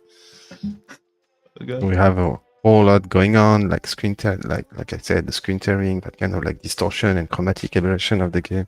Chromatic aberration is actually almost like the default post-processing option we're using because that goes well with the comic book effect. That's something you see a lot in printing. So it's something. Oh, you see it in printing because the colors are printed onto the page separately, right? And you get a bit of and you get a bit of set on one like layer of color, like right. the magenta, let's say, that's creating like in some mistakes, that chromatic aberrations when you see that in books. That's something you see a lot in. Also, I think it happens a lot on old VHS as well. That's why you see that effect a lot online on some. So it actually works really well with both the things you're trying to do, the VHS rewind and the comic book art style. It's just perfect. And we have another one which is cool. Chrono Break is very cool. If I could Chrono Break impact, that would be this one. We have like kind of black hole effect and distortion, like screen tearing and distortion like this as well. Wow. And so what are you using to achieve this effect? I think this is done with a normal map. Essentially like just a really strong like bulge, right? That is pulling all the pixels sort of closer to the middle. Okay. Like this. Yeah, there you go. And it's overlaid on top of everything that's behind it? Yeah. Okay. Yeah, the screen warp. So you're not really using shader graph or anything for this. It's just... I think it's in... I think it might have been hooked up with shader graph. It's in shader graph. Oh, there it is. Okay. Yeah, there we go. That's really cool. It's pretty simple shaders, actually.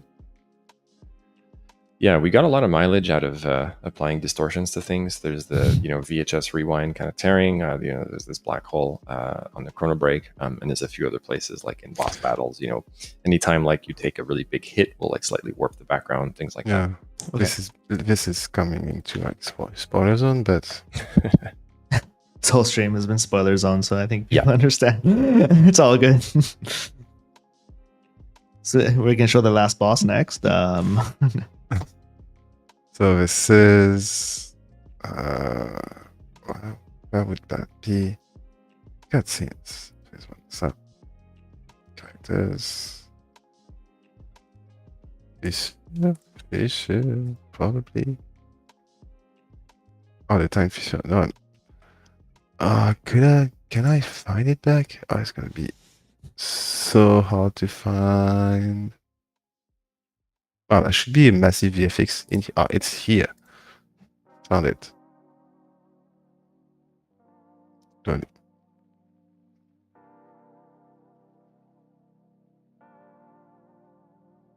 Oh, this is just the activation. That's cool. I was looking. Oh, and are some of these VFX using like timelines, or are they just built directly in animators, or? I think it's a mix of both. We have a lot of like shader work occurring. There's a bunch of like particles. The ring around is a shader, like the motion is shader based. Yeah, I think the only timeline effect I have is just like the white flash and the force field. I don't see anything from the force field. Oh, the force field is just like grabbing particles just as a black hole effect. So if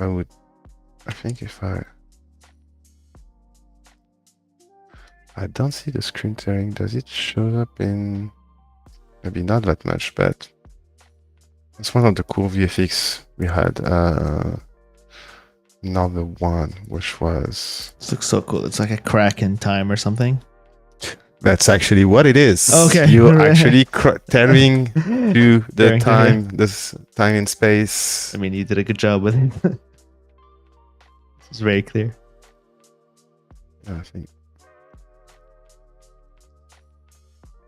Time barrier. Time barrier. Right. Timeline. Where is this thing? Time barrier. Here it is.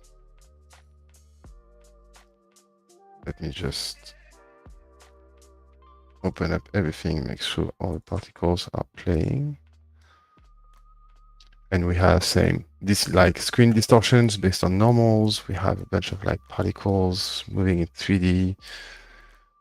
Like some aberrative chromation, like there's a lot going on this one. I just turn it off.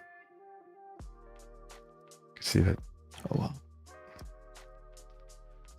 It's actually doing like a lot of like damages on like what's on the screen. So this one was a really cool That's a one. huge one. So there's just a lot of layered effects on this one. Yeah, the idea on this one is that it's supposed to show the player that there's a barrier that you cannot cross, and you need like some kind of like special ability to go on the other side. Yeah.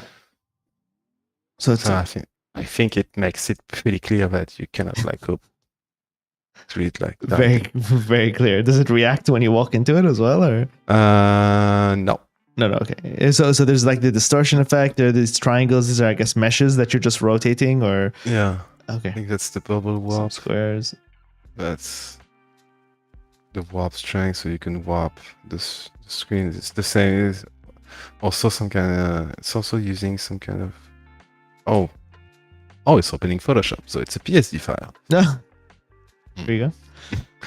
But yeah, it's, as you see in the thumbnail, it's also using distortion based on normal. So in this way, in some kind of like arc, looking as an arc like this. If I put that on the show that on the screen, this is like just the shape of the texture. Oh, nice. So it's very rainbow. That's so cool. But this is what you get. It's pretty cool. It was making very interesting results, and since a lot of Echo's abilities are time related, having that kind of like time distortion and time and space distortion is always something that's really interesting to go to. Since it's all on kind of the same theme of time and time distortion, I guess you're using similar techniques throughout the different VFX, right? Like that, a lot of that distortion and placement. Yeah, it's always a mix of a bunch of things like hand animation, particles, shader distortions. And did you have a process for sketching out your VFX? Or did you just like experiment in Unity? For the base one, this one was just reusing what we already had, so it was just like experimenting in Unity. The original like time fissure I saw just before, and the Rewind VFX, we actually made the 2D mockups of them in Photoshop just as an illustration, and like you could fake the distortions on your image and think that's the idea we want to go with, and like the tech artist is gonna try to reimagine this like with like real-time graphics. That's awesome. And I think there's a few more VFX we want to look at, like there's some rain. Yeah, the rain is a lot of particles. Yeah, that one's cool. A lot of this, these VFX are I mean, maybe this is just the art, and I'm not the foremost expert on it. But it's amazing how much mileage you'll get out of like a lot of simple tricks. Yeah. You know, like the rain is essentially a bunch of particles playing in really specific places. Okay. So like, you know, on the ground you're going to get those little like splashes, right? And throughout, you know, across the whole camera you're getting rain falling.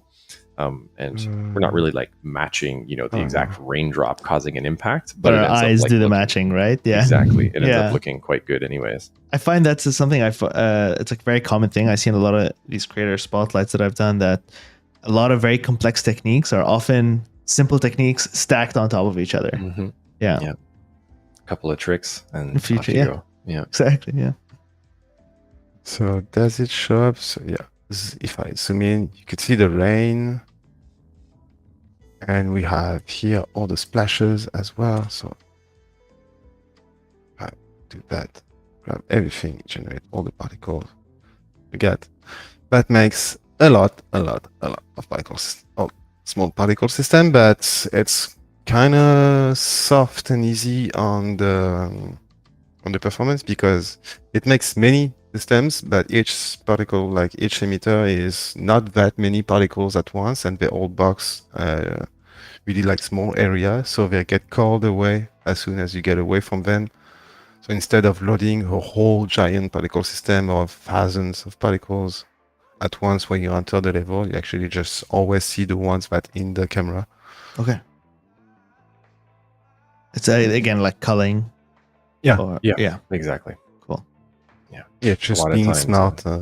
Yeah. A lot of times the first pass was, oh, let's just put a giant box over the whole level. On And then, everything. you know, works Like, fine. Like it yeah, looks no. great, but Yeah. it runs at 10 FPS. So then you start slicing it up.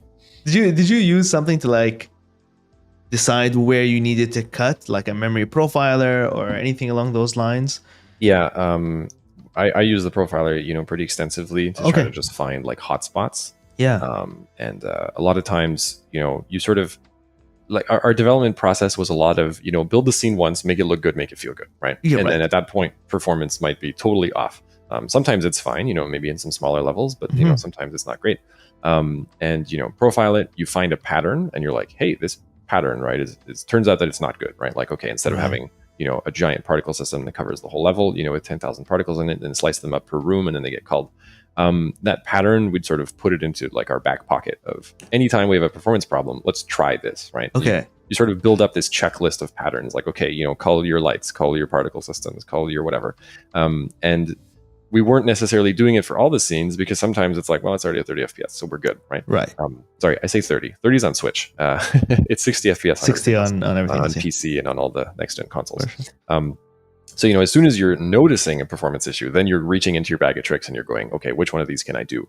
And I mean, of course, use the profiler to determine which one is going to be the most beneficial. But it was nice to kind of just have that, you know, that checklist of here's the things you can do to, you know, pretty easily optimize your level. We even built some tools to like actually automate it. Like sometimes we'd like detect, you know, like, okay, these sprites are never visible by the camera, so just nuke them, right? Like things Right. like that. I can show those a little bit later. Okay, cool. I mean, that's super useful. I really like that approach of like, go wild first, get the look you want. Don't worry about optimizing as you go, because I feel like that's very limiting, right? Yeah. And then Etienne comes to you and goes like, Stefan, nothing is running. And then you're like, oh my God. You have to deal with that for the next week. Yes. Yeah. QA comes back to us and says the boss battle's really hard at 5 SPS. It's like, okay, yeah, like, Then you're just like, you're just not good enough. That's the problem. yeah, good, yeah, Good, exactly. yeah. Yeah, so it's the same in this level. We have like fire rains all across the level, and it's actually chunk if I selection outline. I think. No, this is a fire rain. How does this one work, Etienne?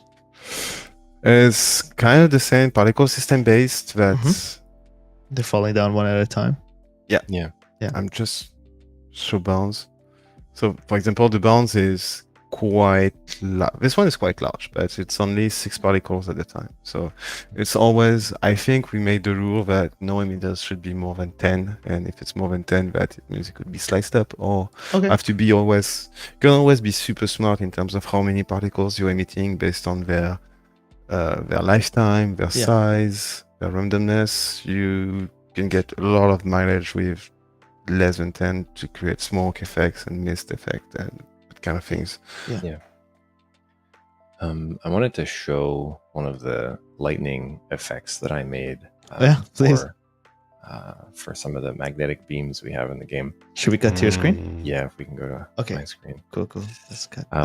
So a really common thing we wanted to have in the game is like, pits that you might fall into and die. It's like, hey, you've fallen off the map. And we want to give some visual indication that like, well, you can't go there.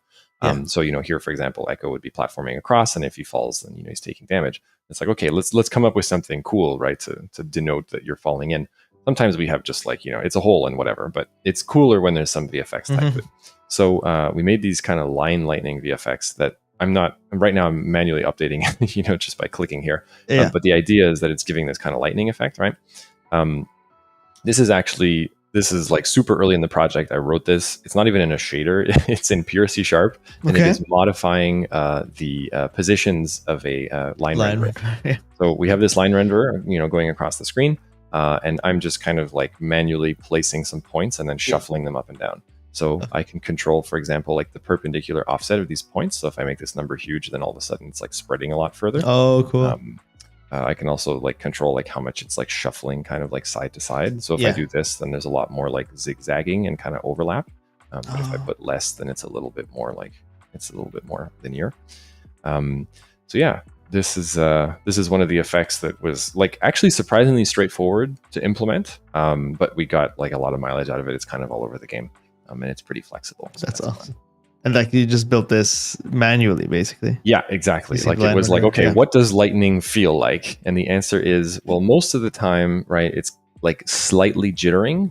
Yeah. Like it's mostly staying in the same place, but occasionally it jumps. So I have like this jump chance here. I noticed that. I was going to ask. Yeah. So like right now it's like kind of 17%.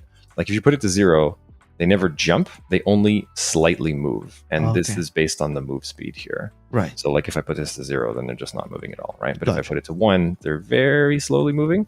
But if I put a jump chance really high, then all of a sudden you're going to get like these big teleports. And I'll just exaggerate it, for kind of effect, right? Yeah. There's like a 50% chance that each one of these moves is going to result in a teleport. I think it's you had tuned it down to like 17% because that sort of felt like the right number for occasionally this arc lightning will teleport, right? But mostly it's like jittering. So it was kind of fun. I mean, this is so useful. I mean, you could stretch this. You could put it anywhere you need, right? Yeah, exactly. And it's So that's the other thing is that because it's not like a baked VFX or anything. Yeah. You can manually extend it. You can make it longer, shorter, whatever you want. Okay. It dynamically generates, and you can control the number of points.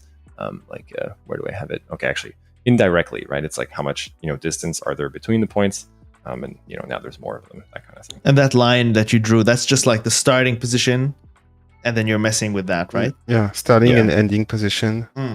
Yeah, exactly. And, like if I push this way over, a little bit further, then now it's longer. Okay. Wait, why did that not work? Oh, I got to regen. Yeah. So there we go. Now we have super long lightning. Oh, I actually meant the shape that you drew in the line renderer up top. Oh, yeah. This is the width of the line, and how it varies over time. So, gotcha. Sorry, I'm just going to control Z a bunch of things to get it back to reasonable numbers. So the width here is kind of controlling like how wide it'll be in different sections to give it a little bit of like variance. Oh, gotcha. That's cool. Nice. Yeah, I think we just kind of like used this. I think we made this curve once and just reused it everywhere in the game. But you could potentially control it, right, if you wanted to. Right. So yeah, this line renderer, very flexible and like super low performance costs. So I'm able to just like run dozens of these every frame and no problem. So, I mean, you could use this for actual lightning. You could use this for like absolutely to pair it with other attacks and things like that. That's really actually, it was used in what was it? The mine explosion. There's one of this like Syntixi mines that explode. Oh, yes. Kind of just plays one of these effects. Nice. We got a lot of mileage out of it, which is nice. Very good. Yeah. Was there anything? And were there any other? I think there's some hit impact effects that you wanted to show as well. Yeah, I wanted to show some of the things that we built for like explosions and things like that. Yeah. There's we talked earlier about how characters are built in Harmony, and they're using this pretty complex, like essentially like skin to mesh renderer where we're generating the mesh on the fly, and they're built up from these tiny pieces of sprites, right? That wasn't true for the VFX. The VFX, we use a more traditional approach where we're using like a just full frame kind of sprites. So if I go here and I look at one of these, this would be like our sprite sheet, for example, for like the puffs of smoke, right, on like this explosion. If I play through the animator, you can kind of see it, right? Like there's a lot of puffs of smoke that are being kind of stacked, but together the effect is this explosion. So nice. So almost all the effects in the game are traditional frame by frame, animations, and then of course packed into a sprite sheet at the end. And again, drawn in Harmony. No, they're made in Adobe Illustrator, Photoshop, Flash. Oh, okay. Animate. That's I'm always So- gonna say Flash because I'm old, but yeah, it's Flash. It's Animate. Animate. So when do you choose to use Animate versus? Oh, this is so important. Versus the main tool. reason is that our VFX artist was more used to use Animate, and That's fair reason. Animate can in Animate you make like same as a vectorial software, so you can export PNGs, like rasterize images from what you've done in Vector, but you can also use glowing effects. What unfortunately you cannot. Well, you can do glows in Harmony, but you will have to render them frame by frame as well. So you don't get any advantage working in Harmony than working with Animate. So Okay. at the end, just it was like workflow. The person like doing the VFX was more used on working with Animate, and so that's something we actually carried over from Speedborn from the previous project. Is that VFX used to always be in Animate, and a lot of VFX artists I know are still using Animate to make their VFX because Nice. Yeah, so a lot of sprite sheets like this one in the game, for different effects. Yes, works very well, and it's obviously a little bit more memory intensive, and sometimes when things became particularly big, it would be like, hey, let's we're running out of memory in this level, right? Let's consider converting one of these giant VFX into something that's closer to a particle effect. Yeah. Trading essentially memory for CPU, and it's sometimes it was necessary, sometimes it wasn't. We just sort of did it based on the needs of that particular level or the particular enemy in question. But yeah, I think almost everything started, as a kind of frame by frame VFX, and then we would sometimes go and augment them, convert them, optimize them into something smaller if needed. Okay. It looks super good. Those explosions are so impactful. The ones you were showing earlier, they're like. Yeah, and actually, I didn't mention it, but what's pretty cool too is you can see that there's a shake that is actually baked into the explosion. Like there's a shake that is baked into the explosion. Like you can see that it's actually kind of vibrating right as it's coming out. Right. And that's on purpose, right? It's kind of giving it like more. You're like pivoting the position as you're going from. Okay. Yeah, exactly. Yeah, and on the topic of optimization, for all the VFX, they're actually exported for the colors in grayscale, so they're all grayed out. And we're just using, so once they're put in Unity, we're using like recoloring, like just to make like variants of them, and usually the animation, like for example, an explosion which is very circular is going to be just a chunk, so that it's duplicated. So then you can make different variations of the same explosion.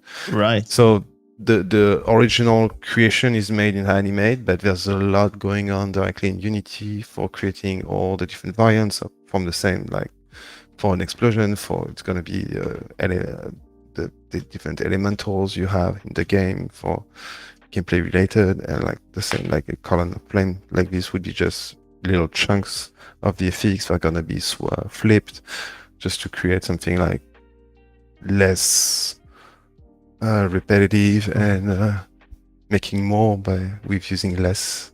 That makes total sense. Like if you were to just have, like you said earlier for Echo, if you were to have a sprite sheet for each color, each variation, it would just be a waste, right?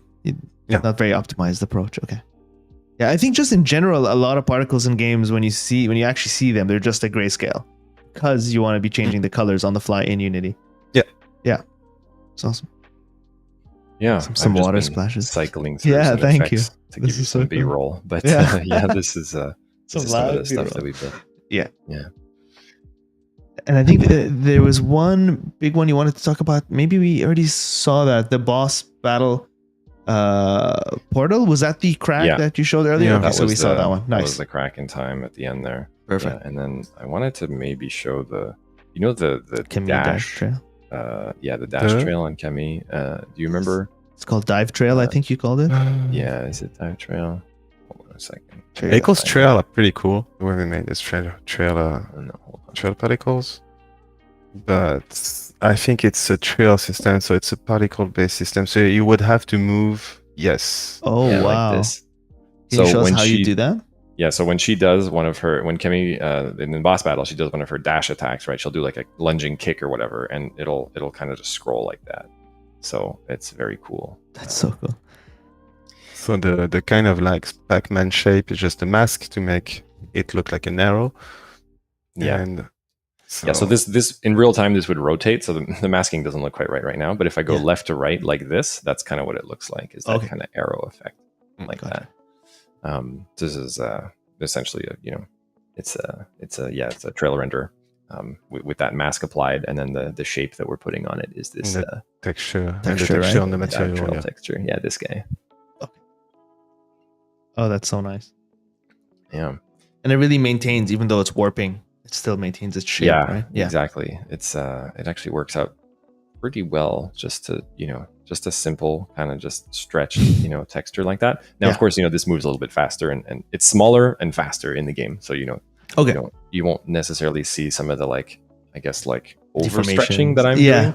Yeah. But I'm of course exaggerating it so that you can see it. That's really cool. So yeah. Okay, a few of cool. those. So guys, thank you so much. You showed us so much of the game, so many VFX, the 2D lights, the fog. There's still a lot we're going to look at, but we're going to cut to a little break. But when we're back from the break, we're going to be looking at the level design tools, how you actually build some of these levels, and some of the tech that you use to build the game, especially the rewind tech. So for everyone's watching, you can go take a break, go get some snacks, have a washroom break, whatever you need. And we'll be back in about 5 minutes. Thanks, everyone.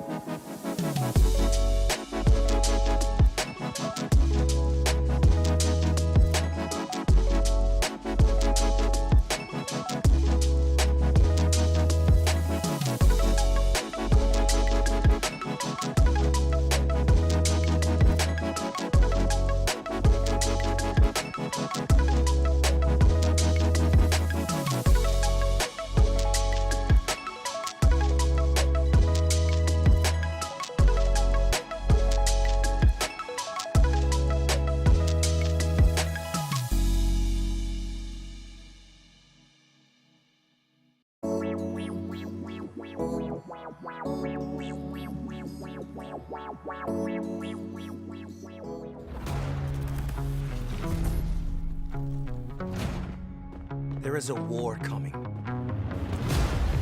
So that's where we come in. Exactly.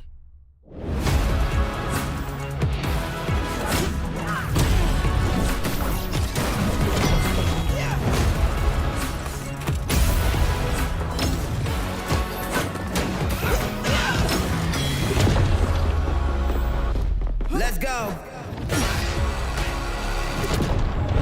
This ain't a hobby, this ain't a prodigy, this ain't a wonder if he gon' make it. This is a boy, I've been back for a minute, you just catching on, let me teach you the basics. Come on. Success, I've been driving so fast, I ignored every map and I'm past every exit. Life is a highway, I'm on a drive, and basically I am Tom Petty, I'm famous, yeah. Locked in, I'm loaded. Yeah, I'm locked in. I'm getting in my zone. Boy, I'm in my zone, in my zone. So what do you think? You win? Hell yeah! I'm a living legend.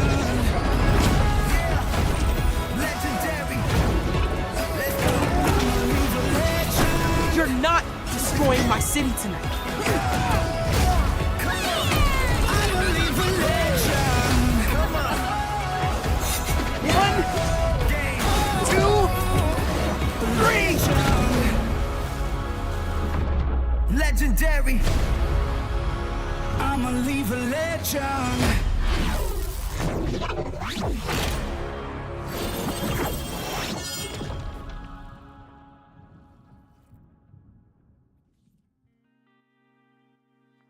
Hello, everyone. Thanks for waiting. We got a raid while we were on break, so thanks, Lana, for the raid. Welcome to everybody who's just joining us after the break. So before the break, well, first of all, we're looking at Convergence, which is a game set in the League of Legends universe, and I'm here with the Stefan, the technical director on the game, and Etienne, the principal artist. And we had the amazing chance to look at some how they implemented a lot of the art in the game. So we looked at their 2D light implementation, we looked at fogs, we looked at the animation workflow, a lot of shaders and VFX, and now we're going to be looking at their level design tools and some of the tech that went into the game. Of course, the game is built around this incredible rewind mechanic, and we're going to be looking at that. And don't worry if you missed any of that, the VOD will be available on YouTube as soon as the stream is done, so you can go back and watch all of it. So I think we should just jump right into it, right? So let's do it. Cool. Okay, so let's look at those level design tools, and I think we're looking at your screen, Stefan. Yep, absolutely. Awesome. Let's do that. I can show you some of the stuff that we built. Yeah. As we were talking about earlier in the stream, the game is built kind of in these layers, and the primary layer, if you will, or where all the action happens, is the gameplay layer, and this is where we paint kind of our floors and our collision, right? So if I turn on gizmos, you're going to see this giant mess of stuff. I'll turn them off in a second so you can see better, but this is kind of all the triggers and the things that make up the game world. And notably, there is this floor, which is this pipe here that I have selected. This is art that is synced to the collision so that they're always matching and they're always making sense. I can edit this in real time. I can take this node and I can move it around, and so the art is going to follow, but so is the generated collision, so that I only have to really make an edit once, and then it's not going to, I don't have to manually synchronize the art and the collision. This is very similar to, you're probably all thinking, sprite shapes, which are in Unity already, and that's true. But two things is, one is we built this, first of all, before sprite shapes existed. But also it's a little bit more specialized for our use case of making a 2D platformer. Okay. There's certain cases that we don't really support or allow. Like, for example, walls, we always want them, to be vertical. We don't want these slightly angled walls because it would mess with the wall jump, of echo and things like that. Right.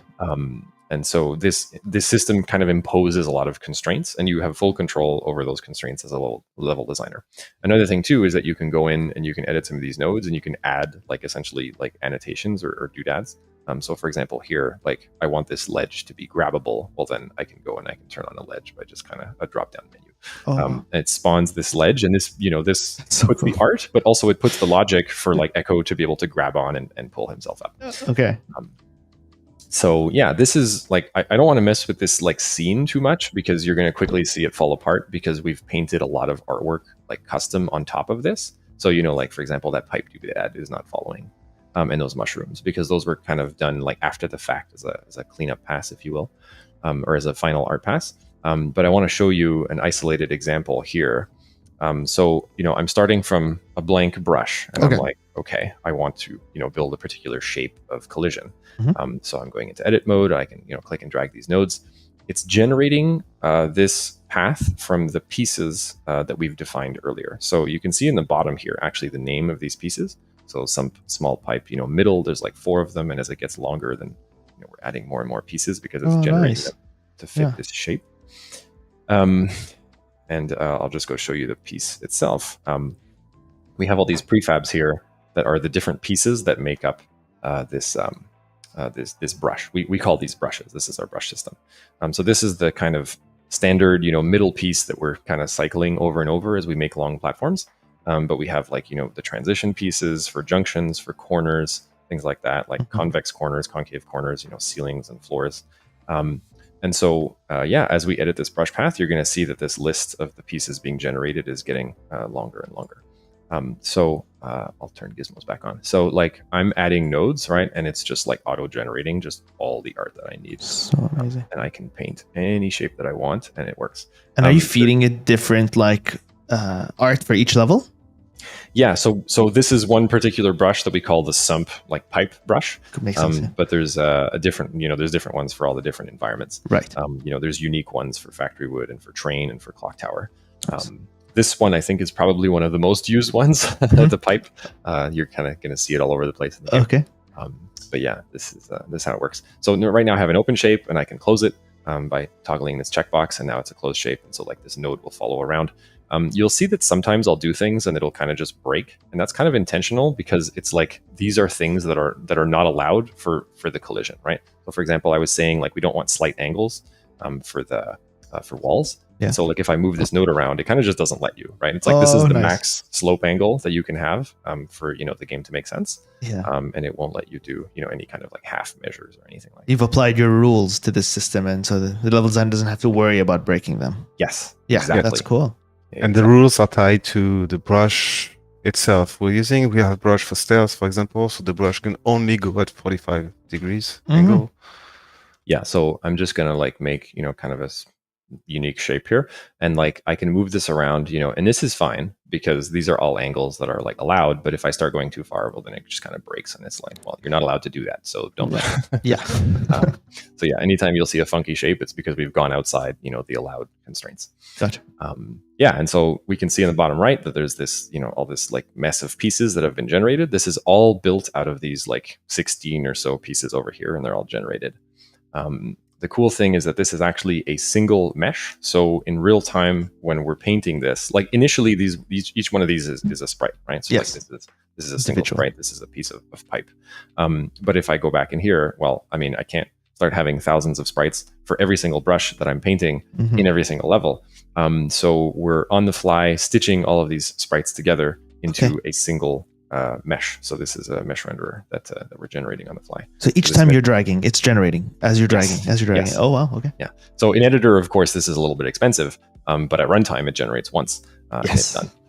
So in fact, it doesn't even generate at all. It's baked. It only generates in edit mode. And then at runtime, it's just a single mesh. Yeah. So this is the like resulting, this is the sprite sheet that makes up all the different pieces that are in there. And this is the material that we're applying onto this brush path. So single mesh, one draw call, this whole thing auto-generated. As you move it around, it generates the collision as well. And this lets level designers be productive. Now, of course, it's maybe not the most like polished tool because it's internal use only. But it sort of worked really well for our purposes for building a 2D. And once you've drawn like a mesh, are you drawing individual meshes, or is it one mesh for the entire level so that you can cull it and like hide bits and pieces of it? It's one mesh per like brush, if you will. So we're calling this brush canvas, like it's one whole mesh. Okay. And we're deliberately keeping them separated for each like instance of this mesh because yes, we want to be able to cull the ones that are further off screen. Yeah. If we go too big, right, and we just like bake all of them into a single mesh, well then you just have giant mesh that is always drawing wherever you are in the level. Yeah, that's true. So we're better off doing some culling by some separation. Okay.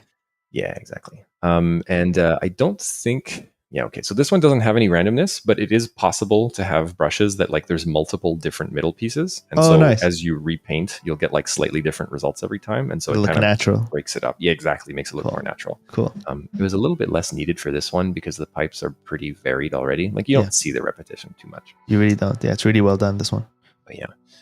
So I want to go grab a poly mesh. Now, let's say I'm building a level and I'm saying, okay, well, now I want to fill in this shape, right? Because I don't want it to just have like some flat color. That doesn't make sense. Yeah. So what I would do is, oops, wrong button. Sorry, let me carry this over here into the screen. So this is what we call our poly mesh tool. It is similar to the brush system. It is a custom mesh that is made out of a series of points and then generated on the fly. So this is, again, a single mesh renderer made out of these points. And this is to be able to draw arbitrary shapes. I'm just going to delete a lot of these nodes because I don't need them right now. Let me leave like maybe 3 or 4. So just a nice little square. So I can add new points and I can make it any arbitrary shape that I want. And this is flexible for like filling in backgrounds with color. Oh, nice. But another thing too is, what if I want to match it, to fill this shape? Well, that's actually surprisingly straightforward. I just have to find the brush path that I have, which is, of course, where did it go? This guy. Hold on a minute. I have my mesh. Let me lock this and let me go find my brush path. So I'm going to put it here. Lock button, the most useful of all the Unity tools. Oh, why is that not working? Hold on a second. Yeah. Poly mesh. I need to put these all at the same place. Let me just put them at the bottom of the scene. Of course, it's a cross scene reference. You can't do that. There we go. Let's put it over here. That's why we have a lot of our art in a separate scene. Oh, makes sense. Fun. Oh, maybe we can talk about that a little bit. Yeah, just interesting. Yeah, we can do that maybe later in optimizations. We split up our scenes for easier collaboration. That's very interesting. Yeah. So, to reduce conflicts, I'm guessing. Exactly. Okay. Yeah. So I have my pipe over here, and I can now link this in. And all I got to do is do copy, and it fills in the right shape. So this, of course, has saved artists a lot of time in making levels look good. Now, there's other brush types as well. I wanted to go grab the pipe platform, which was another one that we had. Let me duplicate this and then move it over here. Yeah. So, okay, I want to, this is a solid floor. I can't go through it, but this is a one-way platform that level designers would use to, oops, sorry, I'm still locked.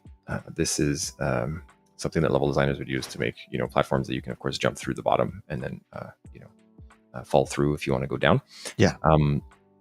This is a good example of one where you can actually change the ends, which is fun. Let's say I want, over here, I have multiple different end pieces, right? I don't want specifically this one. I want to use a different one.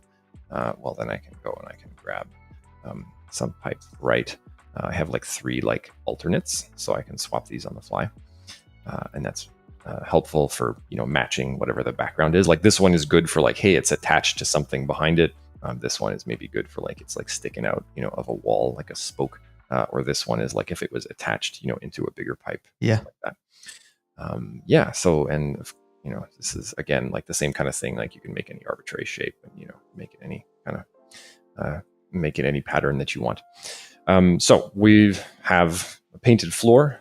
We have our platform, and let's say that I want to start making this a little bit more alive. I want to make enemies be able to use it and things like that. Right. We have what we call jump connections, which are allowing enemies to pathfind between platforms that are disconnected. So like if I were to spawn an enemy right now, it could run along this floor, but it wouldn't directly know about this platform. So what I can do is I can paint a jump connection. I have a little tool here, toolbar, which is like you start painting a jump connection, you click on the first thing, and you click on the second thing that you want to go to. Of course, why is it not detecting that click? Let me cancel that, and let's try again. So I'll start maybe from this one. Okay, well, I don't know why it's not raycasting correctly. You know what? I think because you're still in edit path on your brush. Maybe. Or maybe it's also because they're like cross-scene connections again. Let me try. Yeah, I think so. I think because they're in separate scenes. Okay, where is this guy? Yeah, this guy's in the art scene. That's why. There we go. Put them over here. There we go. Yeah. Sometimes they're decorative, and sometimes they're used by gameplay. So Okay, well, whatever. I'm gonna go from anyway. Ignore the one-way platform because it's not detecting it for some reason. Yeah. But I'll just go from one platform to the other. Like it's the same platform, but it's a different section. So I've just painted a jump connection, which will allow enemies to go from one to the other. Oh, so this is for navigation, basically. Yeah. Yes, Nice. exactly. And if I, why is that so funky? That's weird. I should be able to paint. Yeah, there we go. So I can paint like width to it so that there's kind of an arbitrary number of like places where the enemy can jump. It's not like a single point, right? It's Yeah, like they can it's jump more surprising. from anywhere along the width to anywhere along this other width. Oh, so nice. And yeah, this is all again, right? This is like live generated not in real time, but like at edit time, it's all automatically being generated, stitched together, and everything. And so when I go into play mode, it'll just work. Let's see, what else did I want to cover? Yeah, we talked about brushes. We talked about collision, jump connections. That's good. Yeah, and then so I'm not going to build a battle here because that's a little bit more complex. But we do also have some battle tools to be able to spawn, say like, okay, first I want like 2 grunts to come in and then a captain, cool. a flyer enemy. I'll show that in a second. But for now, I just want to, I want to enter play mode and just show you kind of like, this is legit, right? Like you can land on these platforms, run around, hit walls, and like I built them in 2 seconds, right? And I actually want to talk about those, the actual collisions and all that stuff as well. How you're syncing the art with the collisions and how I think that's being done automatically. You mentioned. Yes, exactly. So like as you're painting those nodes that I was placing to create that path, it is at the same time painting like an actual collider. It's an edge collider, but it's also putting in those pieces, those sprites that you saw to perfectly, match the alignment of the pieces. So like there's very specific like spacing information that's encoded in those pieces. So hey, they can overlap, only this much, that kind of thing. Great. So you don't need to do like a second collider pass. So you can just cut. That's just one time. Yeah, thing. exactly. Nice. Awesome. Actually, hold on. I got to turn off my darkness visual because otherwise I won't be able to see anything. This guy. Yes, that's what happens when you have a dark level. I just have to find where my platform is. I have to fly Echo there. Where is he right now? Oh, I made a second one. Huh. Okay. I was testing this earlier, so there you go. I just replicated the same thing twice. Okay, let me just give myself a little visual reference point. What is going on? I just put Echo into some state that he's not supposed to be in. Okay, let's try that again. Yeah, so we have, side note, we have all these cheats in the game that you can activate with keyboard commands. And so debugs? There's a lot of cheats. Yes, exactly. That's awesome. Debug cheats. And sometimes, you'll press the wrong button and it'll be like, okay, force a chrono break. But like, I don't know, Echo has no energy or he's not standing on the floor or something and you're not allowed to do that. I love in-game world, like in-world debugs, right? I remember I was interviewing a studio and one of their debugs was like, there's an arrow in the game, like a bow and arrow, and they would shoot the arrow and the character would teleport to the arrow, and that was their debug, so they can get across the level quickly. Right. That's smart. Yeah. Yeah. We have a kind of similar thing. Well, we don't have the teleporting, but we have what we call no clip. Nice. Which is, you don't activate any triggers. You fly through walls. You're invincible. So good. That kind of thing. I think this is such a tangent, but for anyone who's playing Tears of the Kingdom, Zelda, the ascend mechanic was actually a debug before it was a mechanic in the game. The one where you like fly through a ceiling. I don't know if anyone's familiar with this, but you basically can just go through any ceiling in the game, and that was a debug. It became a crucial feature in the game. Yeah, fun fact. No, absolutely. We would not be able to live without the cheat system that we have. Like you wouldn't be able to test anything at any reasonable speed. So there's the main one is no clip. That's like fly around, teleport through the level, through walls, do anything like that. We have God mode, of course, which is make you invincible so that you're not dying. We have like a cheat where you can toggle max damage, so your sword just instantly kills everything. Kills. Okay. Yeah, very useful for testing. Bosses. Getting to the cutscene as quick as possible. Right. Rather than setting up all these checkpoints everywhere. Yeah. Yeah. Exactly. Yeah. Okay, we're back. Let me try this again. So I'm going to fly to the right, and I have to, of course, find the platform that I'm in. Hold on. Let me go back to this, and oops, no, I don't need that one. I just need darkness visual, this guy, just so that we can see what we're doing. Okay, so Over here is the first one I built, but a little bit further is this one. Okay, There we go. I'll maximize this again. So, oh shit, You died. I forgot to put on God mode, so I died because the darkness ate me. The darkness that I turned off, and I can't see. Anyway, you saw that I landed on the floor. Yeah. The physics, are kind of legitimate. But yeah, I wanted to show some of the other cheats that we have. So when you're moving around the game, of course, there's no clip, right, which lets you kind of just fly around the level. There's God mode, which I should have turned on first, which makes you invincible. We have their one-hit kill mode, where just like any enemy that you hit, will die in a single hit. We have infinite energy, so that you can use like rewind forever and As much as you want. Okay. And then there's also some fun ones, like you can spawn any enemy that you want. Like let's say that I want, I don't know, I want this particular. Oh, this is so useful. Here right now. Well, then I want to fight him like right here, right now, right? Like, yeah.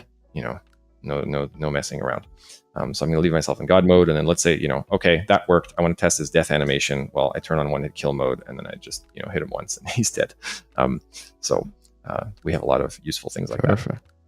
In addition to no clip, you can use the checkpoints to just like move around. Like, hey, I want to go to, I don't know, somewhere further in the level. Then I'll just maybe, do this.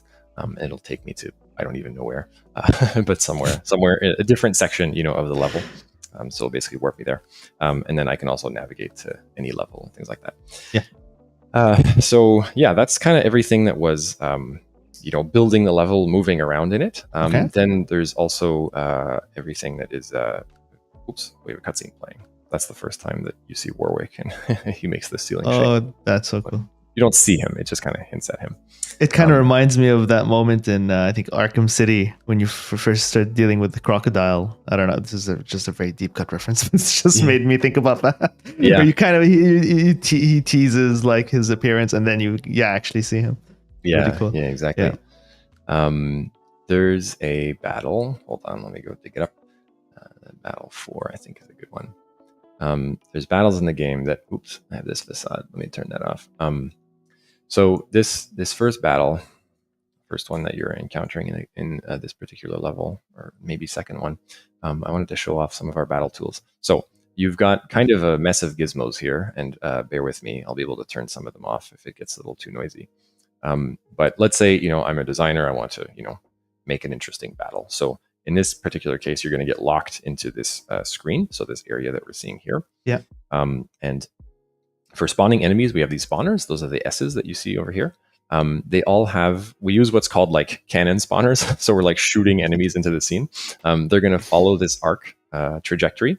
And then, eventually they'll just kind of, their AI like turns on at this little green bubble here. That's the bubble that says, okay, at this point, you're alive and you can take damage and you can think for yourself and you can go, attack the player. But before, while it's still red, they're just kind of like blindly following this path. They can't take damage. They clip through, collision and things like that. So this is the way that we sort of launch enemies into the scene and make it relatively flexible for designers to control where enemies are going. Nice. It's a combination of, it feels organic because they're just kind of jumping in from the sides, but, actually there's a lot of things behind the scenes happening to make it, a little bit more controlled. Then these ground nodes over here, this is like where enemies can pass to. So like, let's say we have a behavior that is, hey, I want this enemy to retreat and then shoot at you from far away. It can select any one of these nodes and it'll just kind of do it semi-randomly based on some criteria. Like pick me a node that is very far from the hero, at least 10 units away, but that, you have, I don't know, line of sight or something. And so it'll go and do that. And the enemy will run over here and shoot at you. Super in depth. Jump connections that we're seeing here in blue.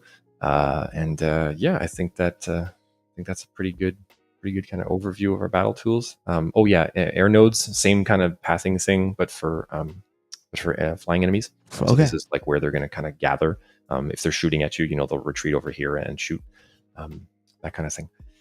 And finally, there's the actual battle. So if we go into, I'll just pick one at random, a particular battle wave. This is going to open an editor window, and I might not like that I'm in play mode. Let me exit. We have our battle editor tool, which there you go. lets you control like what spawns where, which spawners it uses. Does it spawn like away from other enemies, or does it spawn closer to the hero? What is the state that it enters after spawning? How many of them do you spawn? If they're in a particular group, how many are going to be alive at the same time? So like I want to spawn a total of 4 of them, right? But I don't want more than 3 at a time because it's just too difficult. So we have basically full control over all of this stuff.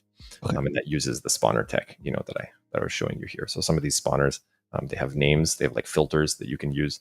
Use only air spawners, use only ground spawners, that kind of thing. And so do you have dedicated design? Like, is it the level designer that's using these tools, or is this something for the game designers? I'm not sure how your studio is set up. Yeah, absolutely. We have level designers that use these tools every day.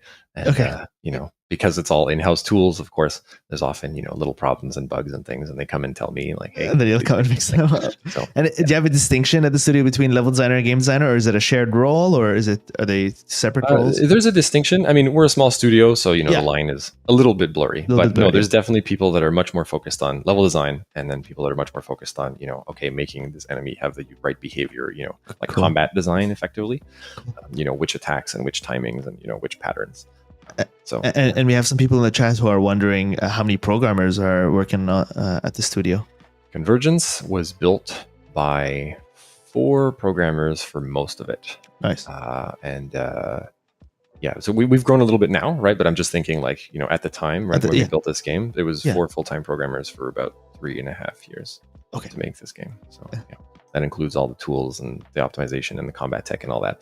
Keep in mind, like that is a small team, but we were reusing a lot of the tech that we had built in Speed Brawl for our previous title. So we're kind of like, going further based on stuff we had built before. If we had been doing this from scratch, I don't think it would have been doable with 4. Pretty ambitious. And a question, I guess, kind of related to the level design and the game design, maybe related to optimization. I'm not sure, but Cody Culver in the chat asks, they were curious why you chose the camera following method that you went with. It seems like the camera hops between areas of levels instead of following the character. Yes, that's a good one. So we have all of these what we call camera constraints. This is the system that designers use to paint. Oops, what did I just do? I want you to show this one. Yeah. So this is okay. There's way too many gizmos. Hold on a second. I'm going to try to turn off. Oh wait, I already did turn off camera constraints. Oh boy. What are these? Let me go turn off base gizmos. Just to get a lot of them out of the way. Didn't make as much of an effect as I thought.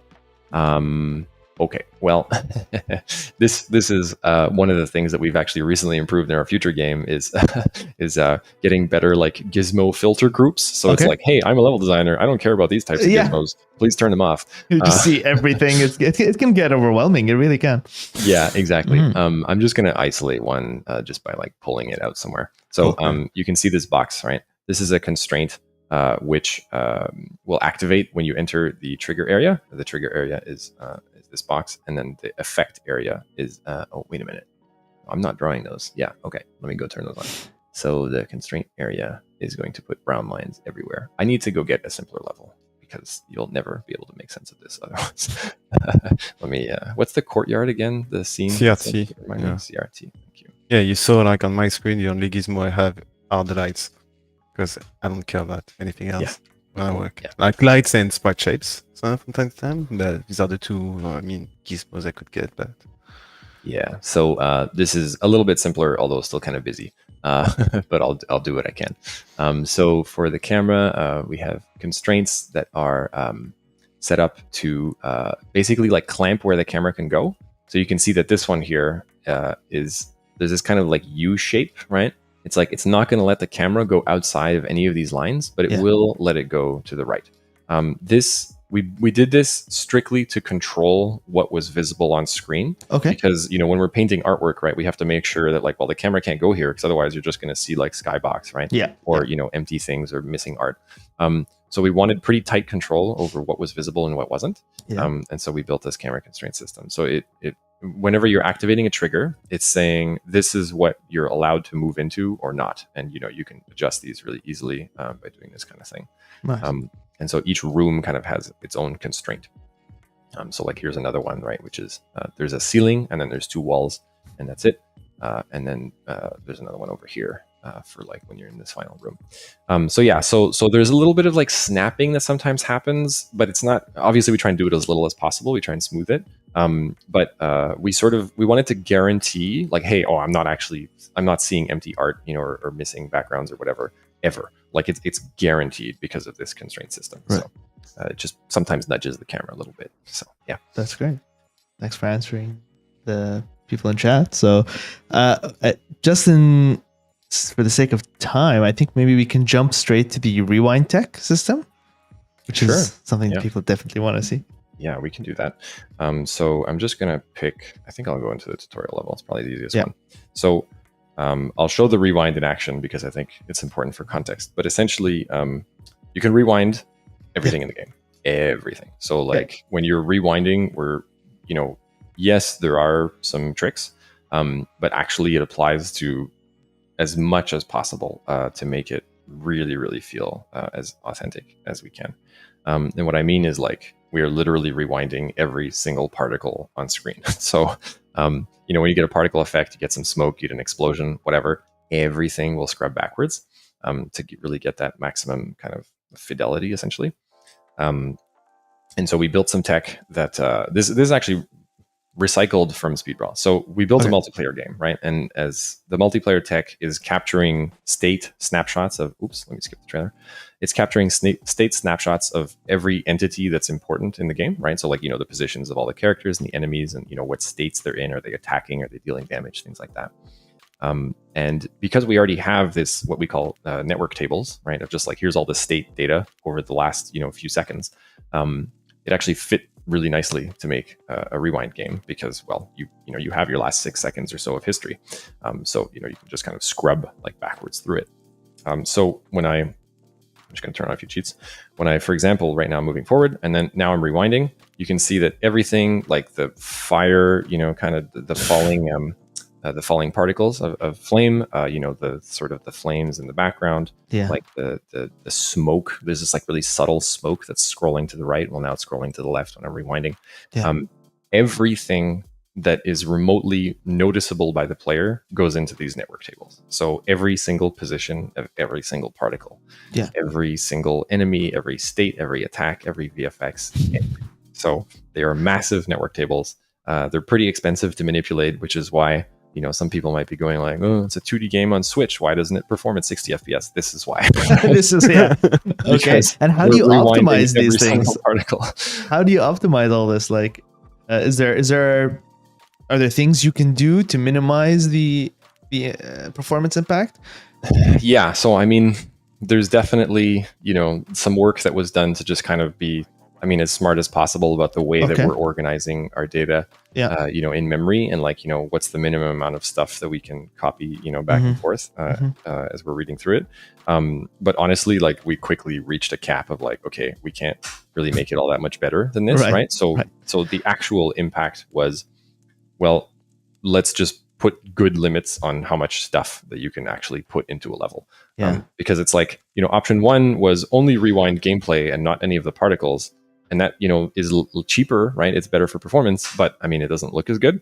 And option 2 was, well, actually, let's just rewind. Let's just put less things that need rewinding. So this is where a more universal solution. Yeah. So this is where really smartly, limiting the amount of, particle systems and stuff that were visible at the same time was really important. I like the option you went with. It looks so cool when everything rewinds.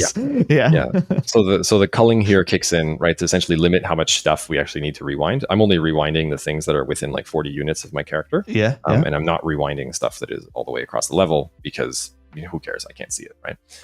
So there's kind of a max density, if you will, of stuff that you can have like in a single camera. Don't have more than, I'm going to make up a number, 10,000 total particles, right? Because if you go beyond that, then your network table is just too big and it's too expensive. And then you kind of hit frame rate issues on Switch. Well, on all platforms, but particularly Switch. That was like all of my optimization was done for Switch because every other platform, didn't have nearly as many issues. So yeah. Okay. So yeah, that's it. I mean, there's not a whole lot to like show because it's all just kind of code. Yeah. But you can imagine that it's a giant buffer of data that is just Yes. capturing snapshots of every possible state in the game. So like How positions of frequent are the particles, snapshots? like that. So it runs exactly in sync with the frame rate. Okay. So 60 FPS. Okay. So 16 millisecond snapshots. 16 milliseconds. Every 16 milliseconds taking a snapshot. You're getting 60 snapshots per second of thousands of particles, positions, rotations, scales, all that stuff.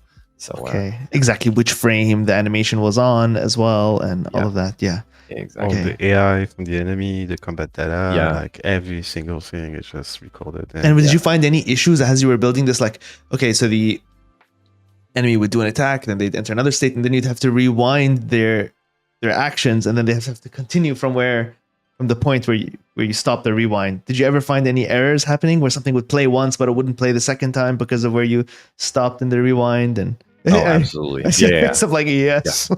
Yeah, absolutely. I mean, All that the was time. that was a really big pain point. It was like, hey, this thing happened. I rewinded, and then now the different thing is happening. That doesn't make sense, right? Oh, right. Yeah. So the whole point of being able to rewind is to like be like, oh, I know what's coming, so I can adapt to it, right? Exactly. So if like an enemy would do a different attack, then that sucks, right? Because you're like, oh, but I was going to dodge it, and then he did a different thing. So we were definitely fixing a lot of those cases. I think there's still a few cases in the game where it's not perfect. I think the only thing that cannot rewind interesting. is everything that's shader based, like animation based on shaders, cannot rewind because it's running on the. Okay. Yeah, So that is true. how do you deal with situations where like there's an enemy at this point, they have a random, they can randomly do one of these two actions, right? And say they choose one action, and then how do you make sure that they choose that same action after you rewind back to that point? Because it's meant to be random, right? Like, I don't know if you have this kind of case. Yes. But that's usually how AI works. Yeah. Yes, we absolutely do. Okay. It's like, honestly, it's still not perfect to this day because it was so hard. But we did have we had basically like a deterministic network pool. Or deterministic random pool of numbers that we could pull from, that it was like, it would itself rewind. So, I know that the next time that I pop a random number, it's going to be this one. Okay. And so that would increase the chances of it being identical. But then we had a problem where, well, what if a different thing is asking for a random number in a different order than before? So then you're not popping the same number. So those were tricky. There are some edge cases, but there you are some basically edge cases pre-randomize things, and they're okay, cool. Yeah, so That's it's still really not perfect to this day. Like, really what we would have needed is a fully deterministic simulation. We didn't quite get there because it's kind of hard. But yeah, we got pretty close. Is there anything like, so we've spoken about the rewind tech. I know we want to talk about some of the optimization tools. We have about like 5 minutes. Is there something that really stood out with your optimization tools that you want to go over? I think one thing that could be cool is maybe the art baker. Etienne, you talked about this one, and I think you used this a little bit. So you can see in the backgrounds here that we have these like giant buildings, and they're made up of God knows how many sprites initially, but we bake them into smaller ones. Yeah. So let's say, So like, let's say I'll go grab like, okay, buildings, tower, like this. Perspective. I distinctly remember this one. So here's a building. This was like my test case for the first time that I started optimizing these things. When artists were building art, we have a small art team, right? And so we're necessarily like trying to reuse as much art as possible. So there's all these different, window pieces, right, that are being like used to build this building. Like we have a small number of small sprites that are being composed into a larger building. Makes sense. This is really good for reuse, and it saves a lot of time for the artists. You should do something similar in 3D as well. Yeah. And of course, because it's built directly in Unity, I mean, Unity is a user-friendly tool. It's great, right? You can place these things really easily, except that if you have 10 of these buildings and it has 89, sprite renderers, well, you're already at 890 renderers and you only have 10 buildings. You don't even have gameplay yet. This is just the background layer, right? Yeah. So we were quickly running into issues where, like the CPU culling time was like 30% of the frame. Just that, like, because it was trying to figure out like which sprites were on camera and weren't, because there was like 100,000 sprites in a level. So I looked at this and I said, okay, there's got to be something that we can do here. So I built this tech that takes this whole thing and bakes it into a single mesh renderer instead, or at least as few mesh renderers as possible. So right now you're seeing 89 total game objects, And this is the building after it's been converted. Sorry. So I have buildings tower. I just want to make sure I grab the right one. Building tower perspective A. Yeah, this guy. So now it's been flattened into 3 mesh renderers. And the only reason that there's 3 is because there's actually these layers, right? So like the windows are on top. Different materials, yeah. It's because there's Yeah. an emissive in between the 2 unlit or lit sprites. Yeah. Yeah. So you'll the- see they're actually very pale. It's You might because not- it's emissive, and the emissive material, like, it only use like alpha 2% because it's Yeah. really blowing off. But you don't see that in prefab view, you don't see that in scene view, so Yeah, so there's like a window glow that is like, you really can't see it very well because it shows up better in the game view. But essentially, there's this window glow that has to be in between, like sandwiched in between the window covers and then the background of the building. Yeah. So those are 3 layers, but that's it, right? Now we're at 3 mesh renderers, instead of like, I don't know, it was 89 before. So we're talking a reduction factor of 30 on some of these background buildings. So this tool like automatically generates your meshes, which you can all see here in the project view, and it automatically generates your materials that are being used and also the final sprite sheet based on the assets that are needed to be baked into these background buildings. So you'd take a bunch of prefabs that were built out of thousands of sprites, you'd slap them into this thing, it would do some processing, take a minute, and then spit out a super optimized building that you can paint into the background. This was I don't remember the exact number, but like 10% of the CPU budget was saved just by this. Oh wow! So, okay, that's a lot. That's so seriously it a was lot. huge. Yeah, it was really massive. Yeah. There's also a similar kind of tech room sectors. We talked about culling earlier, so okay, I'm going to turn on gizmos again, and you're going to see the mess. These room sectors. Oh, why am I not seeing it? Oh, I collapsed the box collider. There we go. So these room sectors are the kind of sections that make up the level and like control what needs to be loaded or not loaded at any given time. Actually, let me go into train because that's a better one. Is this the visibility tester thing, or not exactly? Or is this something else? Oh, okay. But related. Related. So in order to reduce again the like CPU cost of culling things, we built this room sector system that works pretty well for. Okay, sorry, I really want to try and. I wish. There we go. Okay. This is much better. So room sector. Yeah, I needed to find which one it was, and I finally found it. So these room sectors are the sections. Oh, sorry, no, I'm not using the right thing. I need to talk about. They have a different name. Call zones. These call zone boxes that you're looking at are. It's another system that we built to control activation and deactivation of sprites in real time. So whenever you're in, say, this box, this is the first call zone in the level. Oh, sorry, they're backward, so it's 19. This first one, whenever you're inside it, it's loading, it's activating all of the artwork that is inside it and its neighbor, so 18. Only those 2 and not any of the others. And as you move through the level, it's only ever showing like sort of 3 at a time, right? Like the one that you're in and then like each neighboring one. And what it does is it activates all of the sprites and the renderers and the mesh renderers and all the stuff that's in them, and it turns off everything else. And so that's eliminating the CPU cost of culling all of those things that are outside the camera. So instead of doing a bunch of math and saying, hey, this sprite is really far from the camera, don't render it. Well, it has to do math to figure that out, right? But now I'm telling it explicitly, don't even bother, right? Like I know it's too far. So it's just manually turned off for you. Well, it's automatic, but it saves time for the rendering system. So yeah, that was another. So for everyone watching, when your game is running at 60 FPS, super smooth, don't take it for granted, guy. There's a lot of work that goes into this. It's amazing. Well, how are we doing for time? We're good. I think we're just about to wrap up. And as I'm wrapping these shows up, I always like to ask the teams. Building a game is like such a massive thing, right? It's a huge journey. You face so many challenges, as you can see here. Do you have any final takeaways or advice for the people watching, people trying to build their own game right now, or in the middle of their projects? Just anything that stands out to you. Oh man. Yeah, I'm sure there's so many things, but just whatever comes to mind. Yeah, Etienne, go first. Start small, Okay. get up progressively, and always test and benchmark and look at that frame debugger. Okay, that's great. At the Very end of the day, concise. that's You had that ready.